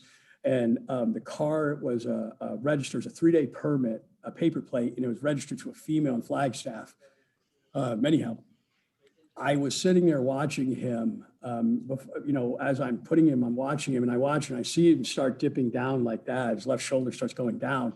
I quickly got out and I ran up and I drew my gun and I said, "Freeze!" And I heard a loud thud. And I brought his hands up slowly and got out and cuffed him. He was reaching for a gun, stolen gun, and he had a half pound of weed in the car. He was out on bond for meth and felon in possession of a gun. And I remember in booking, I asked him, I said, "What were you going to do?" And he was like, "Well, I was going to shoot you." I said, "Why didn't you?" And he goes, "You had the drop on me." So, and I believe him. I mean, he, just for the way he was, I knew some guys talk junk, about what they're going to do to you. But, there's certain guys, I knew that I dealt with that. I knew they weren't kidding. They would have done it if they could have. So what made you want to become a cop? Was it something you wanted to do from when you were a kid, or is it okay? Yeah, no, I always wanted to be when I was a kid, Okay. I just, yeah. Andy Griffith Show? No, that was way before my time.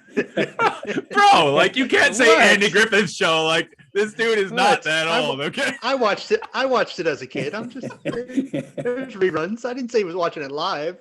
I didn't say he was sitting there every Tuesday night or whatever. I would say for him, NYPD Blue, maybe something like that. Is that more around the time, or maybe a little bit when you were a kid, maybe something like Hill Street Blues or something? Hill Street Blues, yeah, Hill Street There you Blues. go. My parents watch that. I was just telling my wife, we were laughing about this. The first show I actually remember watching regularly as a kid was Three's Company. When that came out, it was Tuesday nights. I grew up in Houston, so it was Tuesday nights at 7:00. How I remember that, I don't know, but I do. So, I mean, I don't know what other questions Jeremy has, but I wanted to make sure we got a chance to talk a little bit about your book. I want to make sure, people know what to expect when reading it. I haven't had a chance yet, but definitely would look forward to it. What would people expect when they pick up a copy? Okay, well, what I did is, the best way I've described it is I take people on a ride along with me during the calls. I'm explaining, what I'm doing. I'm talking to people too. Then, like I said, I also have my family. I have them in on it.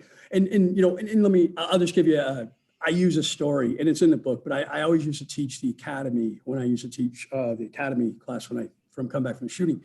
So this actually happened to me right before I got shot.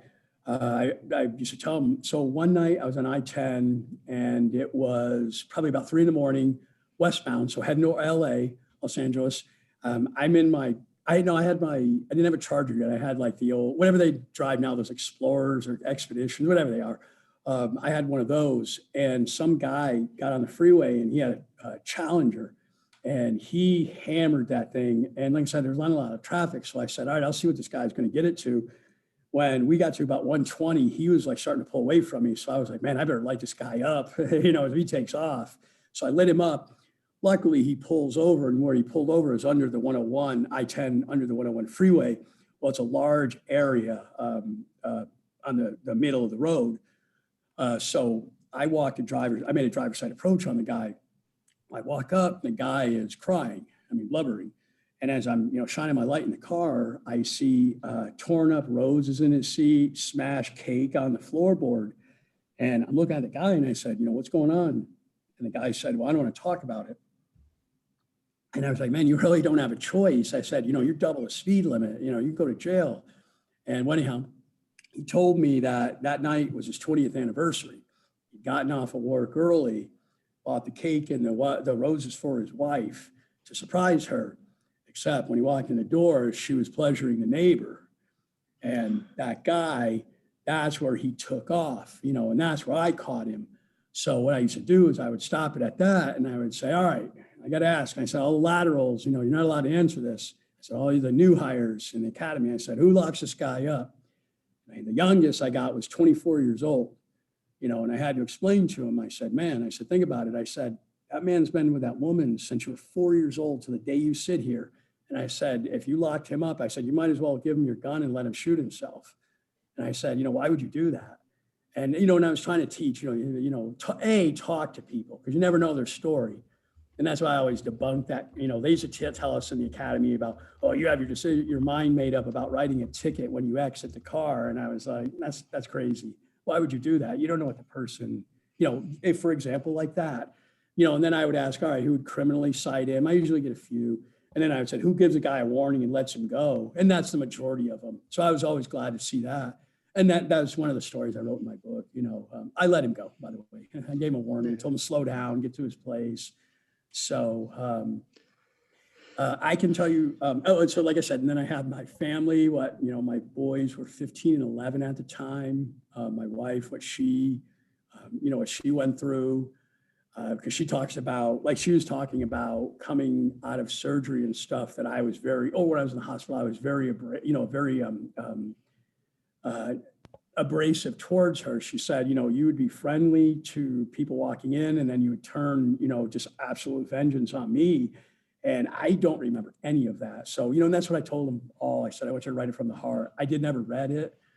So I wanted that to be, and then, I have like the court stuff. I did write why the lone juror hung the attempted murder case. And I guess nowadays it's believable, but when it happened, it was a shock.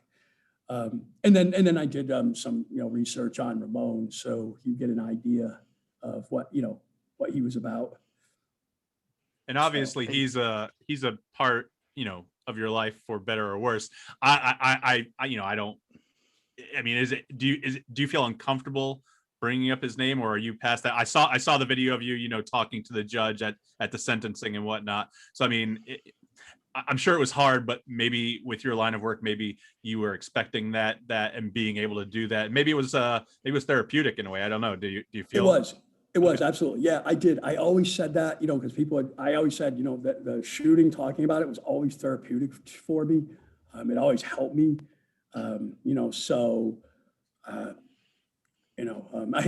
funny. I just had my throat. It's why my voice is a little scratchy. I had my thyroid removed. And it's funny you say that, because I was showing the doctors and the nurses, and they're all like blown away. They're, looking at the pictures. Well, the anesthesiologist walked in, and I said, hey, he was like, what's going on? And I showed him, and he turned, he's like, oh, no. And then when all the rest of the nurses and doctors left, I said, that's a hot doc. I said, you're a doctor and you don't like, you don't, and he goes, that's why I got an anesthesiology, because I don't want to see blood and guts. So I was like, okay, fair enough. He just has to pay attention to his monitor on the side. Yeah. While, he doesn't have to look down at the surgery. Yeah. He's getting paid well too. It's all right. Oh yeah. So I asked my wife. She used to watch the show with me. She had a couple questions. One I think I already know the answer to, but if you had to do it again, would you be a cop again? Oh, absolutely. All right. Without a doubt. And would you let your children pursue that? My youngest son, I'm torn on that. My youngest son wants to do it so bad. When he was here at Christmas time, he was just asking me, and he just turned 18. So, he's been 18 a few months ago. And, as a father, I'll support him. As a parent, I keep trying to ask him. I said, Brennan, he got a scholarship. He won a scholarship. From his grades, he got a scholarship to college. So I keep trying to tell him. I said, instead of doing street, why don't you keep doing your, college, and maybe look at federal or something, not law, street crime. So. Right. So my kids used to sit down and every once in a while would watch a show with us, and one of them stands out to me is I believe it's Trooper Poole, who used to work with. Yeah. Chasing a guy across the freeway up onto the embankment, screaming, hey, you're going to get tased. You're going to get tased. So my son was probably 9 or 10 at the time. And my wife did a rolling stop through a stop sign and got pulled over. And as they're waiting for the cop to walk up, my 9-year-old leads his head around and says, hey, Mom, you're going to get tased. He thought it was funny. Yeah. I tell a cool story. I thought it was great. My oldest son, when he turned 18, he came and, they lived with their mom out of state, my ex-wife. He was visiting me that summer, and I always asked to go on a ride along. So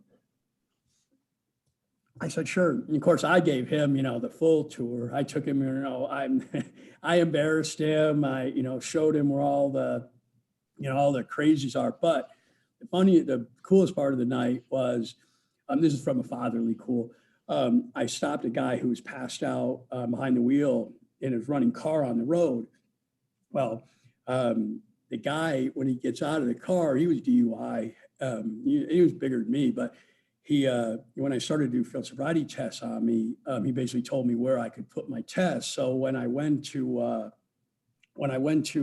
arrest him, he took a swing at me, and I slammed him down to the ground, cuffed him up.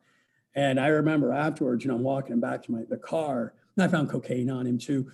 I'm walking him back to my car, I put him in, and I said to my son, hey, Cameron, give me the radio. And he's just staring at me. I said, hey, let me see the radio. I got to let them know he's under arrest.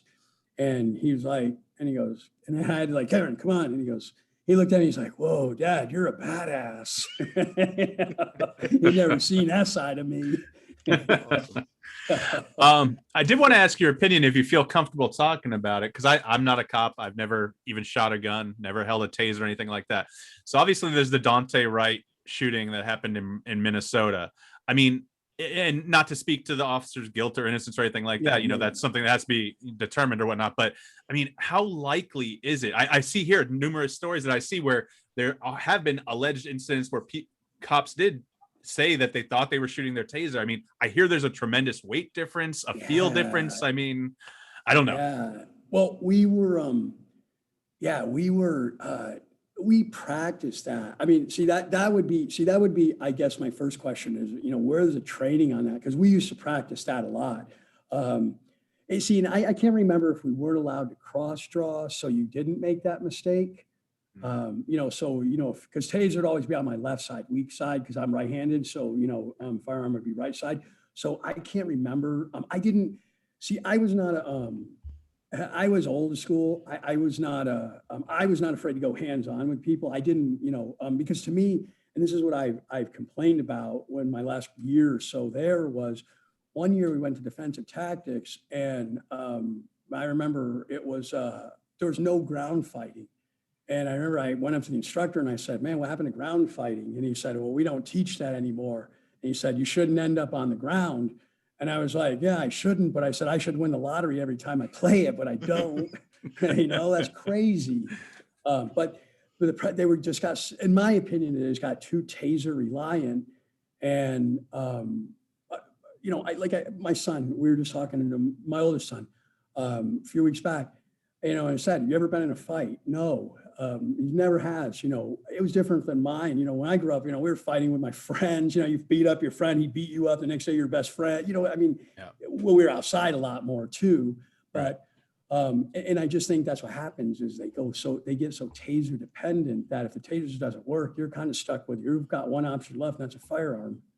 But I agree.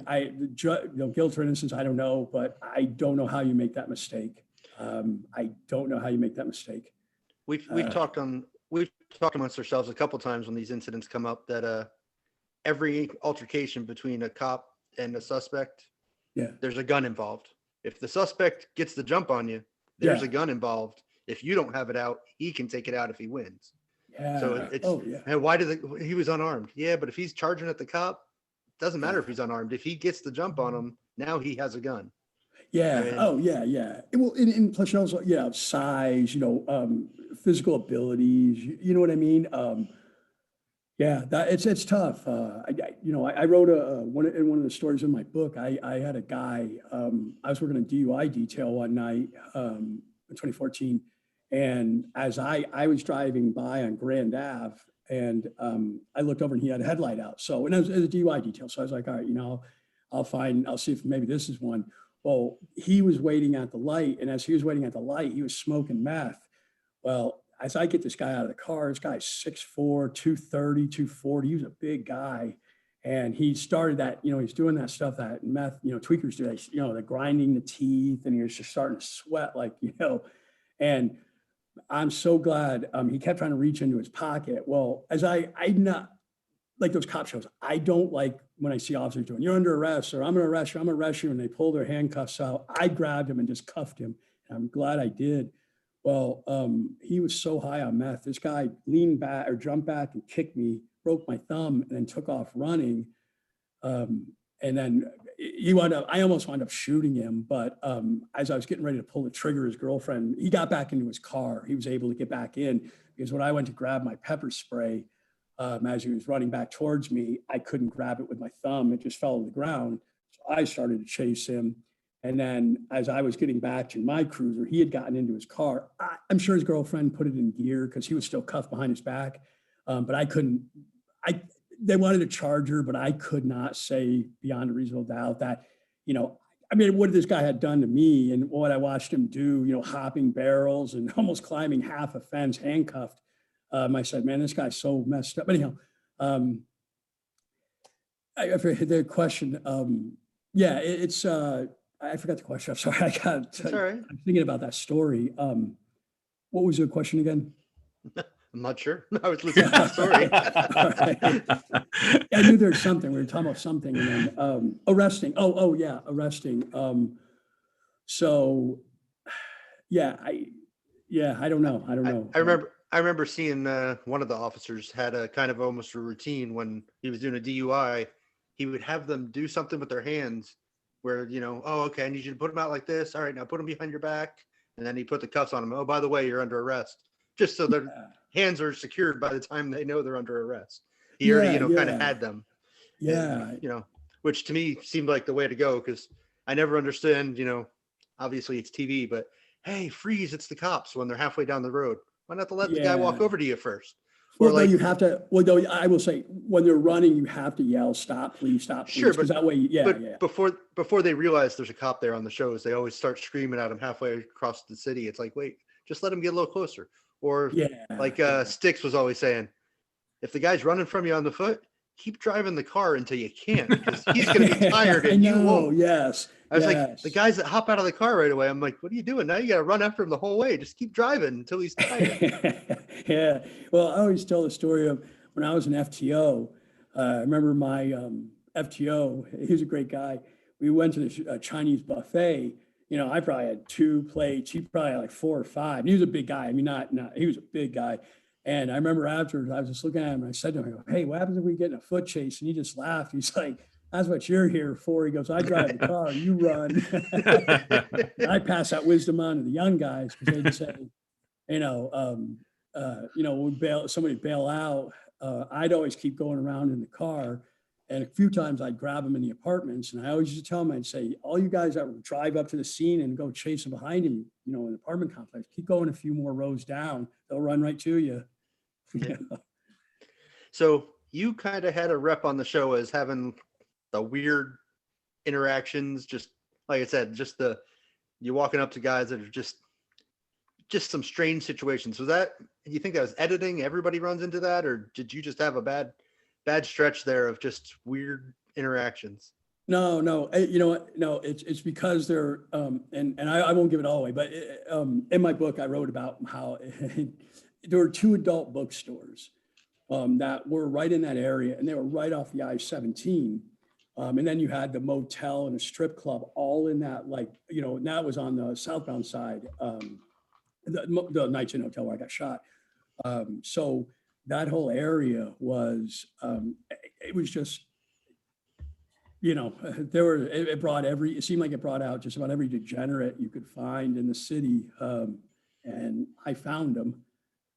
So yeah, it was just, it was, well, because, and here's the other thing too, as I used to say, because a lot of those guys, a lot of those too, that they showed, it was laughable. Because I will tell you, I did catch some flack from that, from some of the bosses. But as I used to always tell them, I said, look, number one, it's not like these guys are my friends. And, I saw them when they left their house, because I might've said, hey, Daisy Duke's not really good look on you, but they were all DUIs. And that was my thing. I said, you know what? They're DUIs. So. Do Do you, I mean, you're one man, but you have the experience, being a trooper and in law enforcement.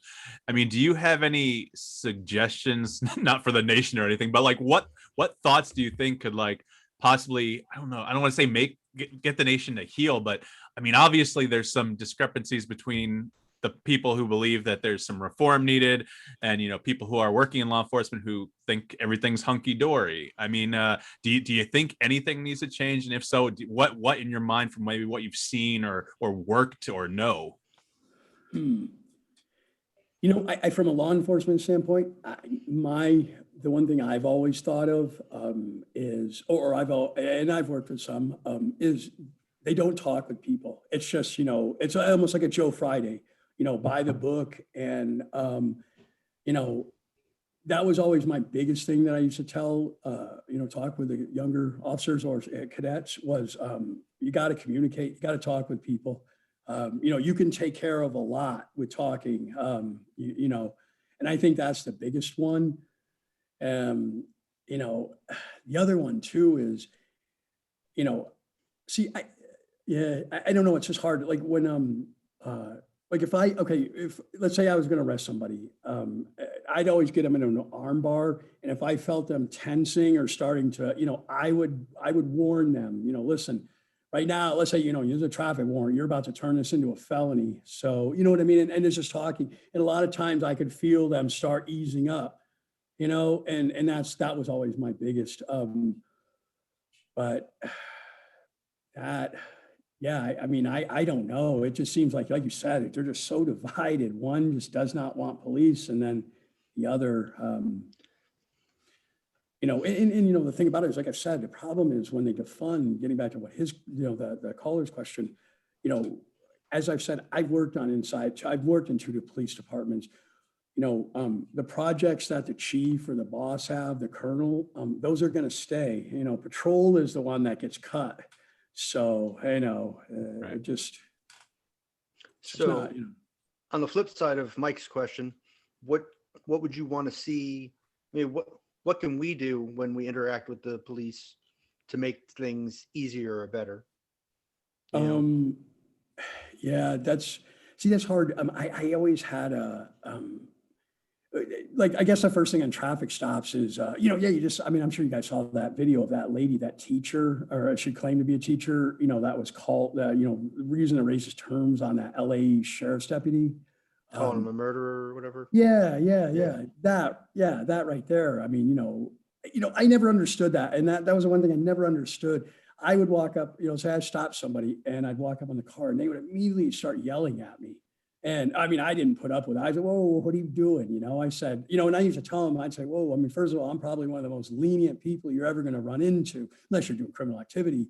And I said, you're going to yell and scream at me, and that's what I used to tell them afterwards. I go back, I'd say, listen, and they'd say, well, the last guy I dealt with, I said, okay, but, the last guy's not me. And the next guy, hopefully you don't have to deal with the next guy, but the next guy probably, so that was the one that I never understood.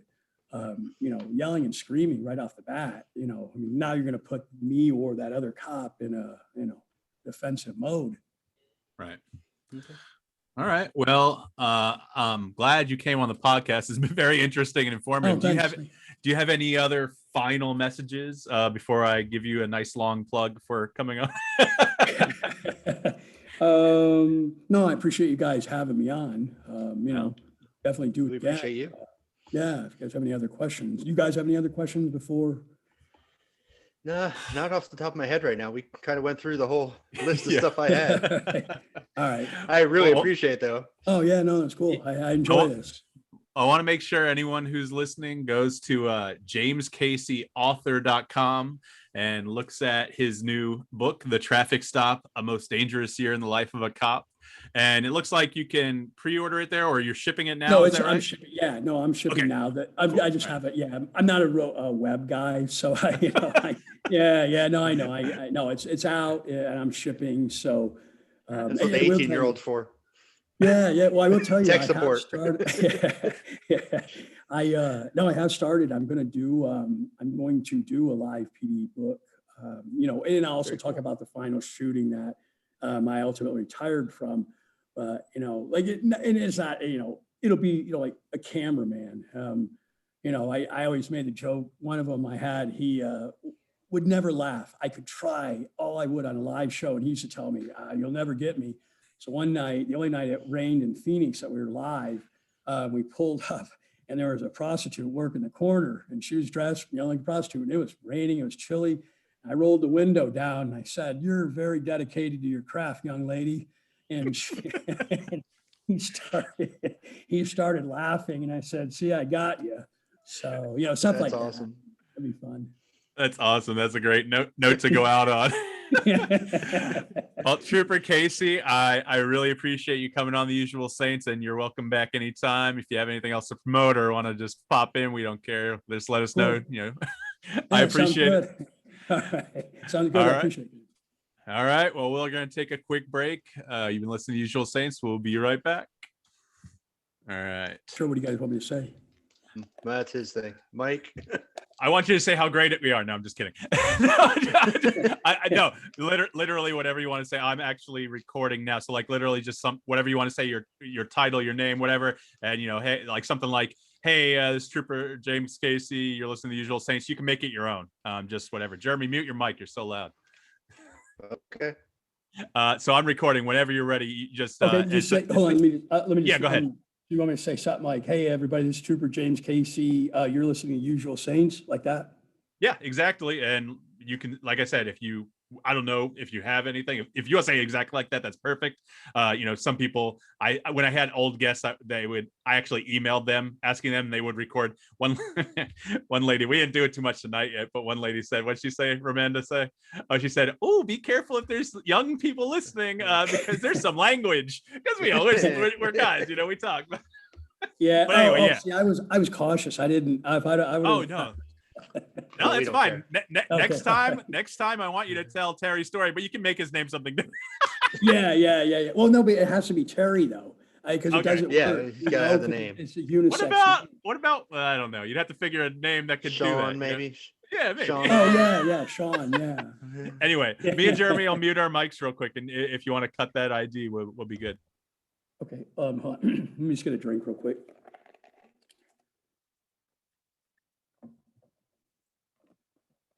Okay. Hey, this is Trooper James Casey. You're listening to Usual Saints. Wonderful. All right. I'm Thank trying you to think very of what much. I'm trying to think of what I could tail off on that. That's fine. If you got anything, we got. I'm not creative enough. Sorry. Can't Yeah, help you. I know. You can I know, even, or if you want, you could. I mean, it's up to you. You could even, might be a little wordy. You can even plug your booking, and I don't care. Like we'll do whatever if you want that. I'll take whatever. We just throw the IDs in before every segment. We usually have 1 or 2 breaks in the show, so it's totally up to you. If you want to throw something funny at the end, I don't know if you feel like you're funny, but you can do whatever you want. But that one was totally perfect. If you're cool Okay, all right, that's cool. Yeah, I think you know what? If we do it again, I'll think of something better next time. I'll be prepared. Well, I enjoyed this. Thank you very much. Oh, thanks. Yeah, anytime you guys want, just let me know. For safety. For I'm safety? recording. Is this like a for safety safety. school? No, I don't know what safety school is. What the fuck is safety school? No, that's true. You only applied to one college. I did. 1 or 2. Did you do UF too or no? Just NYU? I did UF, but they didn't have electronic applications back then, so it got there the day after it was supposed to be there. Oh, otherwise, I did not could have realize got. Yeah, otherwise I could have been going there theoretically. that. Yeah, that sucks. Yeah, I mean my sucks. GPA was pretty shitty, so I don't know. It was 2.675 when I left. So What the hell? yeah, How the hell did you get such a low GPA? I mean I failed Kaufman's class, and then I got a D- when I made it up because that's what the college gave me for my makeup grade. I was still disappointed. I was still so mad when she changed her rubric, so I got a lower grade. It was bullshit. I want to come back because I want to talk about that. Welcome back to Usual Saints. That was a great interview with James Casey, retired Arizona State Trooper. Why are you saying sure? That was your interview. You gotta be like, man, that was fucking spectacular. Like, I wish he'd come back. I enjoyed the hell out of that. That was interesting as hell to me. I mean, I think some of his opinions weren't what most people would have expected of him. I think some people would expect him to have more hardline opinions, and he had very common sense approaches to a lot of the questions. So I got no problem with it. I wanted to go. His response to the taser versus gun. He's like, "Yeah, I don't know how the fuck you do that. We train that shit all the time. How does that happen?" Yeah. Okay. Yeah. No, it makes sense. I was interested in hearing that. That just came to mind. I was like, well, let's ask him about this since I'm sure he has experience with it. But yeah, I want to plug him again. James Casey. Go to jamescaseyauthor.com to get his book, The Traffic Stop.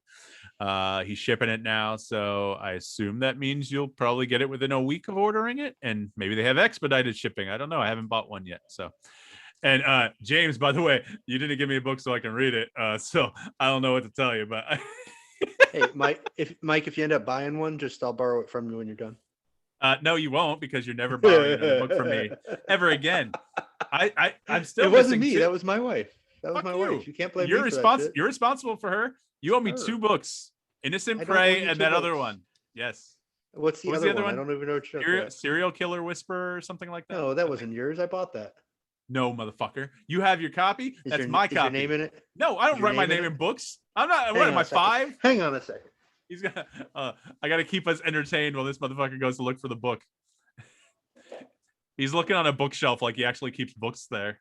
I'm narrating what I'm seeing in his reflection of his window while he can hear everything I'm saying. And he can sigh in the background. He's like, oh, I'm so exasperated. I had to get off the couch where I've been sitting for the past few hours, and I'm looking for this book that has a white cover with some blue, and it says The Serial Killer Whisperer. Did you find it, or what? Are you flipping me off? I can't tell. I'm looking for the other one. Shut up. I should do a Dick Vitale voice instead. Go for it. I don't know a Dick Vitale voice. What did he say? Holy cow? No, that's someone else. He said something like that.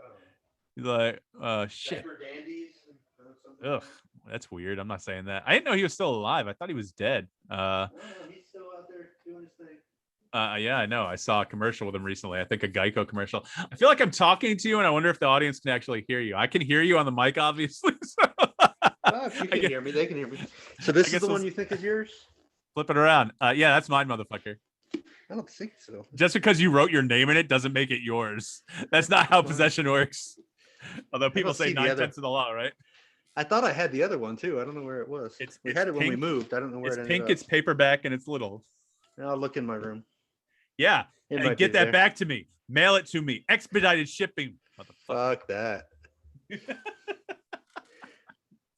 Where were we going with the book thing anyway? Oh, I was asking to borrow his when you buy it. Oh, yeah. Okay. Well, you were asking him to send you one for free, but I was asking for you to borrow it when you get it. Oh, so wait, we were talking about high school. Were you talking about the Florida rights, or are you talking about something else for rubric? Oh no. I remember senior year, she set out her syllabus at the beginning of the year. It said, oh, you get this many points, this percentage for this percentage for this. And I think about 2/3 of the way through the school year, I was the only kid in our class that had an A in the class. So she changed how she was going to grade everything, what percentage went where, and my grade went down. I'm like, what the fuck? That's not cool. I followed your stupid rules. I got an A. I shouldn't get hurt so you can help someone else because you don't like me. That was my personal opinion. What did it go down to? From high A to low A? Yeah, I think I went from like a 97 to like a 92. Yeah, or no, 97 to a 95. Oh, are you okay? Well, it's fucking close to getting a B then. That's bullshit. Because 95 is not what? Back then, a 94 was an A. 93 was a B. I forgot that. Which also fucked me when I applied to colleges because I'm applying against kids who had 90 to 100 as an A. And what the fuck? So my GPA was lower. My, I wasn't as high in our class because we didn't weight our grades in our school. Bullshit. It's nice to hear that the rubric at least fucked you, because that was the only thing to fuck you until you were 30 something. So. Wow. Wow. See, this is fun. Where the fuck did that bus come from? I think that's that cold open for the week right there. Fuck that. I don't think so. Oh, guess who does the editing, brother? That in memorandum for For Vinny Did should you be say- the cold open. Did you fucking say in memorandum? You are an idiot. In memoriam. Memoriam, whatever. I can't say words. They're tough. Oh my god. Anyway, so you remember the Florida rights when what was that? Yes. 10th grade? Okay. What were the time Yes. capsule thing? What did you write about for that? Oh, fucking no. Well, I didn't have the time capsule question. My question was different. Oh, the other one. There were two options. That's right.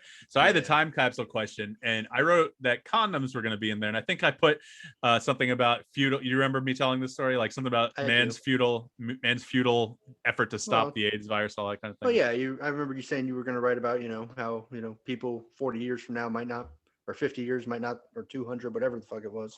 Yeah. Might not, AIDS might be a thing of the past, and really, Yeah. you don't hear about AIDS nearly as much as when we were teenagers. Right. I don't. It's not that it's gone away, but for some reason, it's just not as big a news story. Kind of like acid rain just went away. Don't hear about it anymore. Remember, Well, that shit was all over the place when I was in elementary school. Acid rain's AIDS- gonna kill us all. Fuck, you know you did too. Don't lie. You heard about that shit all the time in elementary school. Don't lie. I have no idea what he's talking about. hmm AIDS isn't as, and listen, I don't want to downplay AIDS. It's still a serious and possibly lethal disease, but you can live with it nowadays with the proper drug regimen. So, I don't think it's, I mean, I wouldn't want it, but I don't think it's nearly what the death sentence it was in the late 70s, early 80s. Well, I mean, hell, up until probably 2000. I mean, it was for a long time, it was like, if you heard someone was HIV positive or had AIDS, it was like it was a thing. You had to avoid it, and it's still, you don't want that. That's why when you get screened, if you go give blood, if you go to the hospital, they're still screening for it. But I don't think it's like I said, it's as I don't want to say frowned upon. You know what I'm trying to say? What the fuck am I trying to say, Jeremy? Not frowned upon, Lethal. stigmatized as it was. That's the word I was looking for. But yeah, so I wrote about that. Astigmatism, like my eye. No, no? Right. Yeah, let me show those pictures again, Jeremy. Fucking pictures were cool. You didn't tell me to put them up. I know. It was a last minute thing. So I'm gonna go put my book back on the shelf in a second. you can wait till the fucking show's done. We're about to end, and so I wrote about the condoms, It's and a my dad. fucking joke. Never mind. Oh, okay, thanks. And so my dad was so happy because she called my parents. Like, first of all, she wasn't supposed to read the fucking essays. It wasn't her place to read my Florida rights topic or essay. It wasn't for her class. And so she read it, reported it to my parents like I was doing something wrong. And my parents got pissed, especially when I got a 5.5 out of 6. Yeah. I think I was top 3 in the school. There may have been 1 6. I know I was one of the 2 5.5s. I know you didn't get either of those. So Yeah, I can't write worth a shit. We knew this. I'm a great writer. That's the only thing. Like, I got the higher level English certificate. And so I haven't really had to take any English in any college I've attended since then, even though they always said, oh yeah, there's no way. Like when I went to Barry, they were like, there's no way you're going to not have to take English, but here, if you want to try, you can write this essay. And I remember it was something about George Bush, W. Bush. And so I'm a good writer. And so I wrote the shit out of that. And they're like, wow, like, you don't have to take English. I'm like, yeah. Yeah, I tested out of creative writing in college because of IB. Oh, I have to well, take that shit. you tested out. See, so you are a good writer then, you think. No, because of my IB score. I didn't have to take a test. The test we took in English was enough, apparently. Oh, so that makes more sense there. You tested out. You didn't have to take something or write something to prove your worth to your college. Yeah, that's right. So Too bad I Sophie, couldn't get out of Spanish too. so I didn't. Oh, I didn't take it. Sorry, I'm thinking in my head. I don't think I took foreign language in college. My college required it. Oh, okay, that makes more sense. I'm like, had to take 2 years of foreign language in my college. okay. But, man, those same teachers are the ones that tried to make me pay for my own exams because I wasn't turning in my outline for my extended essay soon enough. They're fucking idiots. I remember freaking Mrs. Whitford walking in the room being like, yeah, he's not very good at Spanish, but he does what I ask him to. So I have no problem with him. I don't know why you guys are bothering him, and walking out. I was like, yeah, that's my woman right there. She's awesome. Fuck the rest of you. Sophie's going to IB next year. I'm trying to figure out how she's gonna perform. I think she's a good student. I don't know. We'll see. See how You it gonna have to- goes. You got a driver? Yeah, I'll drive her. And then, well, I No think bus? nah, we don't want to ride the bus, and she doesn't want to ride the bus. I think I'm gonna alternate with Heather because I think a week on, week off would be nice. That way, whichever one of us finishes, we can just go straight to work pretty much. So we'll see how it goes. Yeah, getting her after school might be the problem. Yeah. I mean, I've already talked to my parents, and then I'm pretty flexible with my job. I mean, unless I'm out on an emergency, I can probably get her. Oh, we did talk to Heather's parents as well, since they live down the street. Kind of, we're like, hey, by the way, you're picking up Sophie next year. Cool, thanks. So they can get her from school, bring her to their place, and just let her hang out, do Who her is homework. this? Who's Sophie? Who the fuck are you people? Why are you calling us? Well, listen, they don't. We I'm haven't sure they heard don't from you live. in 3 years. What the fuck? No, listen. Heather, you know how Heather's family is, and I'm not dogging anyone if Amanda or Butch or Ernie or Carol listen to us. They're just not as close as we are. Like, I mean, I've met her brother twice. Her sister I usually only see for holidays, if that. And so, they just don't. Not that they don't have the interest. They love Sophie. I know that. Like, especially the grandparents, but like we just don't see Don't them as start kissing often. up now. Listen, for the longest time I thought her dad hated me. I mean, listen, I was a guy coming over and staying in his daughter's room, even if she was in her 20s, but I'm sure that's a little weird, and I don't want that happening to me when Sophie's in her 20s. I'm pretty sure he still hates you. Don't sell yourself short. You're good. Listen, just because I didn't lose all my hair before I went and slept with a woman, that doesn't put me in the same boat, Jeremy. So just That's because true. you didn't, You still have hair and you've slept with men too. So what the hell? Seems to be Ew. working out for you. Dude, why are you so homophobic, bro? This is not a homophobic show, man. You can't throw that kind of shit around here. Wait, I didn't say it was bad. You're implying it's bad. What's your problem? You just told me I slept with men, like it's a bad thing. Yeah. No. No. I did not say it was a bad thing. I just said Oh. you slept with men. I freely You're said implying it's a bad thing. I freely said if Buzz Aldrin offered me a moon coin, I'm there. Plus, there's all that experience from high school you had. Bro, we're not talking about that, but I was almost raped. I'm sorry, it's true. That's not slander or libel, man. That motherfucker was trying to touch my ass under the bed. Whatever. I crawled out of Whatever. space. I crawled to space like this. I like shrank. I don't know. My bones squeezed together, and I got out. Yeah.